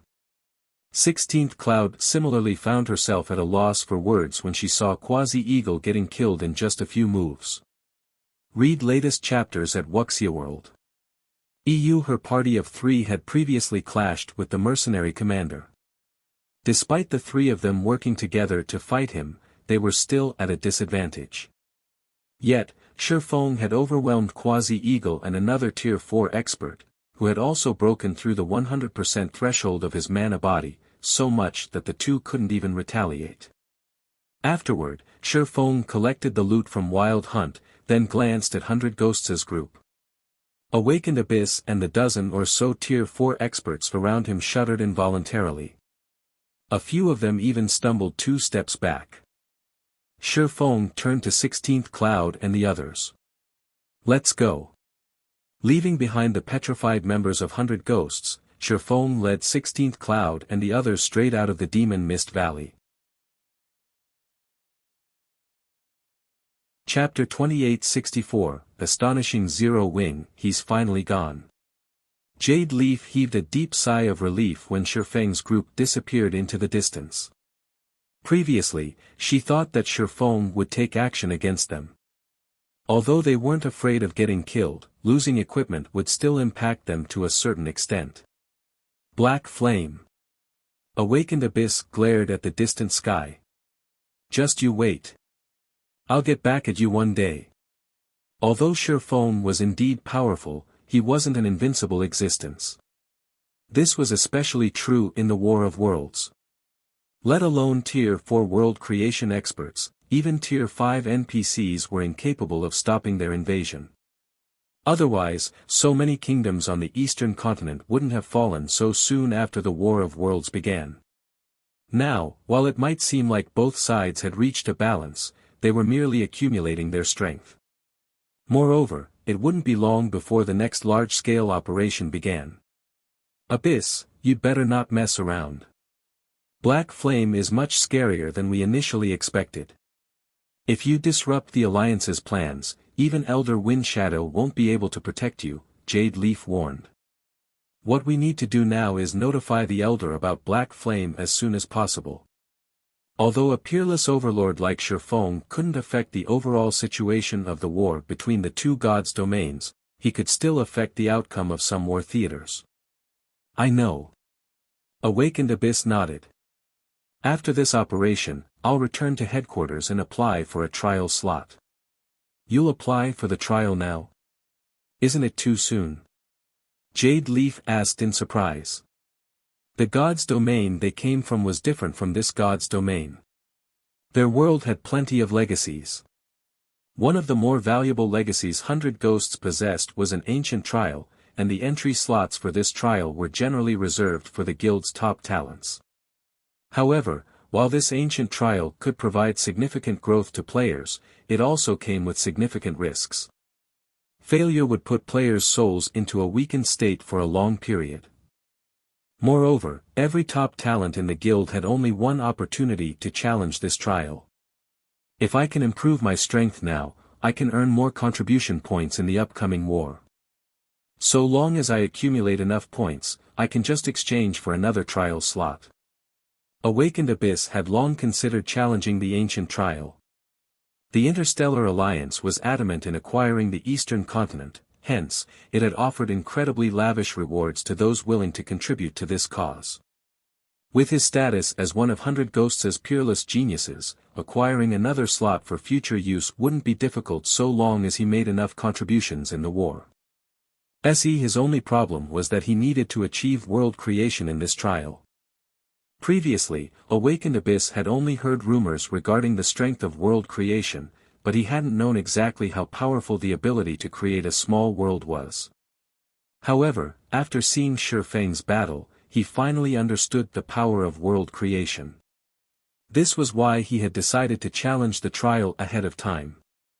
Arctic Canyon, Zero Wing City. Several bright flashes appeared above the teleportation array inside Zero Wing City's teleportation hall as Shifeng's party of 7 teleported into the city. So, this is Zero Wing City? 16th Cloud was astonished when she arrived inside the teleportation hall. What incredibly dense mana. Although she had long since heard rumors that Zero Wing City's mana was extraordinary, she found that the city was even more amazing than the rumors had depicted it to be. Zero Wing City was bustling with people. All sorts of NPC merchants and NPC nobles were walking down the street outside the teleportation hall. She spotted even Tier 4 NPCs wandering the city. If not for her coming to Zero Wing City to sign a partnership contract with Zero Wing on behalf of Shining Tiger, she would have never realized that Zero Wing City was such an amazing place. Phythalia, McCaffrey, and Crimson Witch were also shocked by the city. Not only did Zero Wing City possess superior mana to the Starlight Fortresses, but its security standard was also incredible. There were even Tier 4 NPCs patrolling the city. Zero Wing City's security standard was something no other guild city in God's domain could even imagine having. While the various superpowers boasted Tier 4 NPCs of their own, these NPCs were personal guards the various superpowers nurtured. The superpowers treated every one of these NPCs as their most precious combatants, normally using them to defend entire towns or cities single-handedly. However, in Zero Wing City, Tier 4 NPCs were actually tasked with leading patrol squads. Moreover, there wasn't just one such patrol squad patrolling the city streets but many. The Tier 4 NPCs that were precious in the eyes of the various superpowers were no different from cabbages in Zero Wing City. Shifeng, though, did not find this situation particularly surprising. Zero Wing City was currently the only main guild city in God's domain. It was even situated in the Arctic Canyon, a high-level neutral map. The number of Tier 4 NPCs seeking to develop themselves here would naturally be significant. Hence, Zero Wing City could recruit a group of Tier 4 NPCs to serve as soldiers.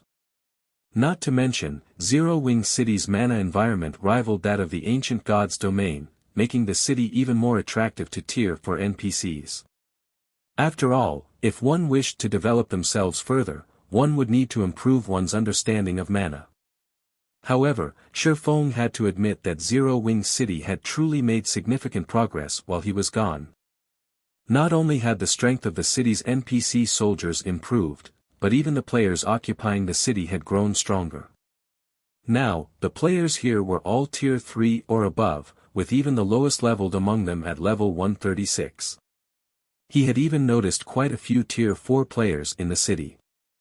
On the way from the teleportation hall to Zero Wing's residence, Shifeng had spotted more than 10 Tier 4 players, which meant that Zero Wing City was even more prosperous than the Starlight Fortress. After all, any player capable of entering Zero Wing City now was a member of either Zero Wing or one of the guild's partners, and this drastically reduced the number of players capable of entering the city. Apart from that, the number of Zero Wing's members present in the city had reached an incredible number. When Zero Wing City was first opened after its promotion to main city, only several tens of thousands of Zero Wing members had entered it. Yet, according to the information Shifeng received from the guild residents, there were more than 500,000 Zero Wing members in the city now. Given that one needed to be at least Tier 3 to operate around Zero Wing City, Zero Wing currently had at least 500,000 Tier 3 players under its command. This number definitely surpassed that of ordinary superpowers by a large margin and rivaled what super guilds had. Guild leader, this is our guild's latest development report, Liang Jing said with a hint of pride as she handed Shifeng a statistics report. Although a lot of things had occurred on the eastern continent during Shifeng's absence, because of the mobile fortress and 3 guild cities, Zero Wing managed to hurdle most of these problems. In fact, during the War of Worlds, Zero Wing City had practically become a shelter that all players sought to enter.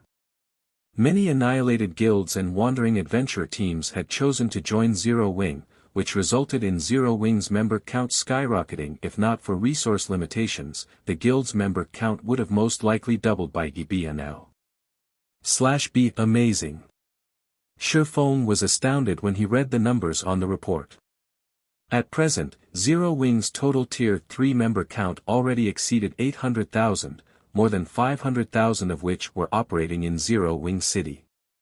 The rest were operating in Stone Forest City, Silverwing City, and the Mobile Fortress. However, this still wasn't the most astonishing part. What was more important was that Zero Wing now had 73 Tier 4 players under its command. This number was even higher than what the average super guild had. For a moment, Shifeng even wondered if he had returned to the wrong guild. After all, super first-rate guilds currently had only a dozen or so Tier 4 players, with stronger ones having 20. Super guilds had only around 30 or 40. Only existences like the 5 great super guilds had over 70 Tier 4 experts. Moreover, according to Liang Jing's report, Zero Wing still had over 40 players stuck inside their respective Tier 4 legacy lands, and half of them were expected to succeed in their promotion. In other words, Zero Wing would soon have over 100 Tier 4 experts under its command. Of course, the main reason Zero Wing could produce such frightening numbers was Zero Wing City's environment. The environment here allowed players to continuously improve their knowledge of and control over mana. Looking at Shifeng's surprised expression, Liang Jing suggested, Guild leader, several more outer-world superpowers arrived on the eastern continent recently, and some of the eastern continent superpowers got annihilated as a consequence. I think we should absorb the Tier 3 and Tier 4 players of these fallen superpowers. Since our income of resources has reached a bottleneck, and we can support only so many guild members with what we currently have, I wish to open Zero Wing City further. With the city's advantages, we can easily acquire even more resources. Then, we can recruit more experts into Zero Wing. Shifeng nodded in agreement with Liang Jing's suggestion. The War of Worlds was indeed a scary event, but it was also a good opportunity for development. This was because the moment the world passage opened, the players of the 2 gods' domains were enemies. Not only were players from the 2 gods' domains incapable of adding each other as friends, but they couldn't communicate with each other through the system either. Read latest chapters at Wuxia World. EU. In addition, players of the 2 worlds could kill each other without accumulating any crime value. In fact, native players would even receive gifts and EXP from killing outer world players, albeit significantly lower EXP than the EXP awarded for killing monsters and NPCs. Most importantly, native players couldn't join outer world guilds and vice versa. Hence, native forces were the only option available to members of fallen superpowers. We should indeed open Zero-Wing City further to the public. Smiling, Shi Feng added, before that, though, we still need to do something. We still need to do something. Liang Jing parroted in confusion. In her opinion, Zero-Wing had already done everything possible and reached its current development limit. To expand its forces further, the only option it had was to open up Zero-Wing City. As for Zero-Wing's other territories, developing them any further was impossible at present. That's right. Nodding, Shi Feng took out a document and said, prepare the materials on this list for me. I need them immediately. Further opening Zero-Wing City to the public was a must. However, before doing so, he needed to complete the Intercontinental Teleportation Array. With it, the city's opening would generate much better results.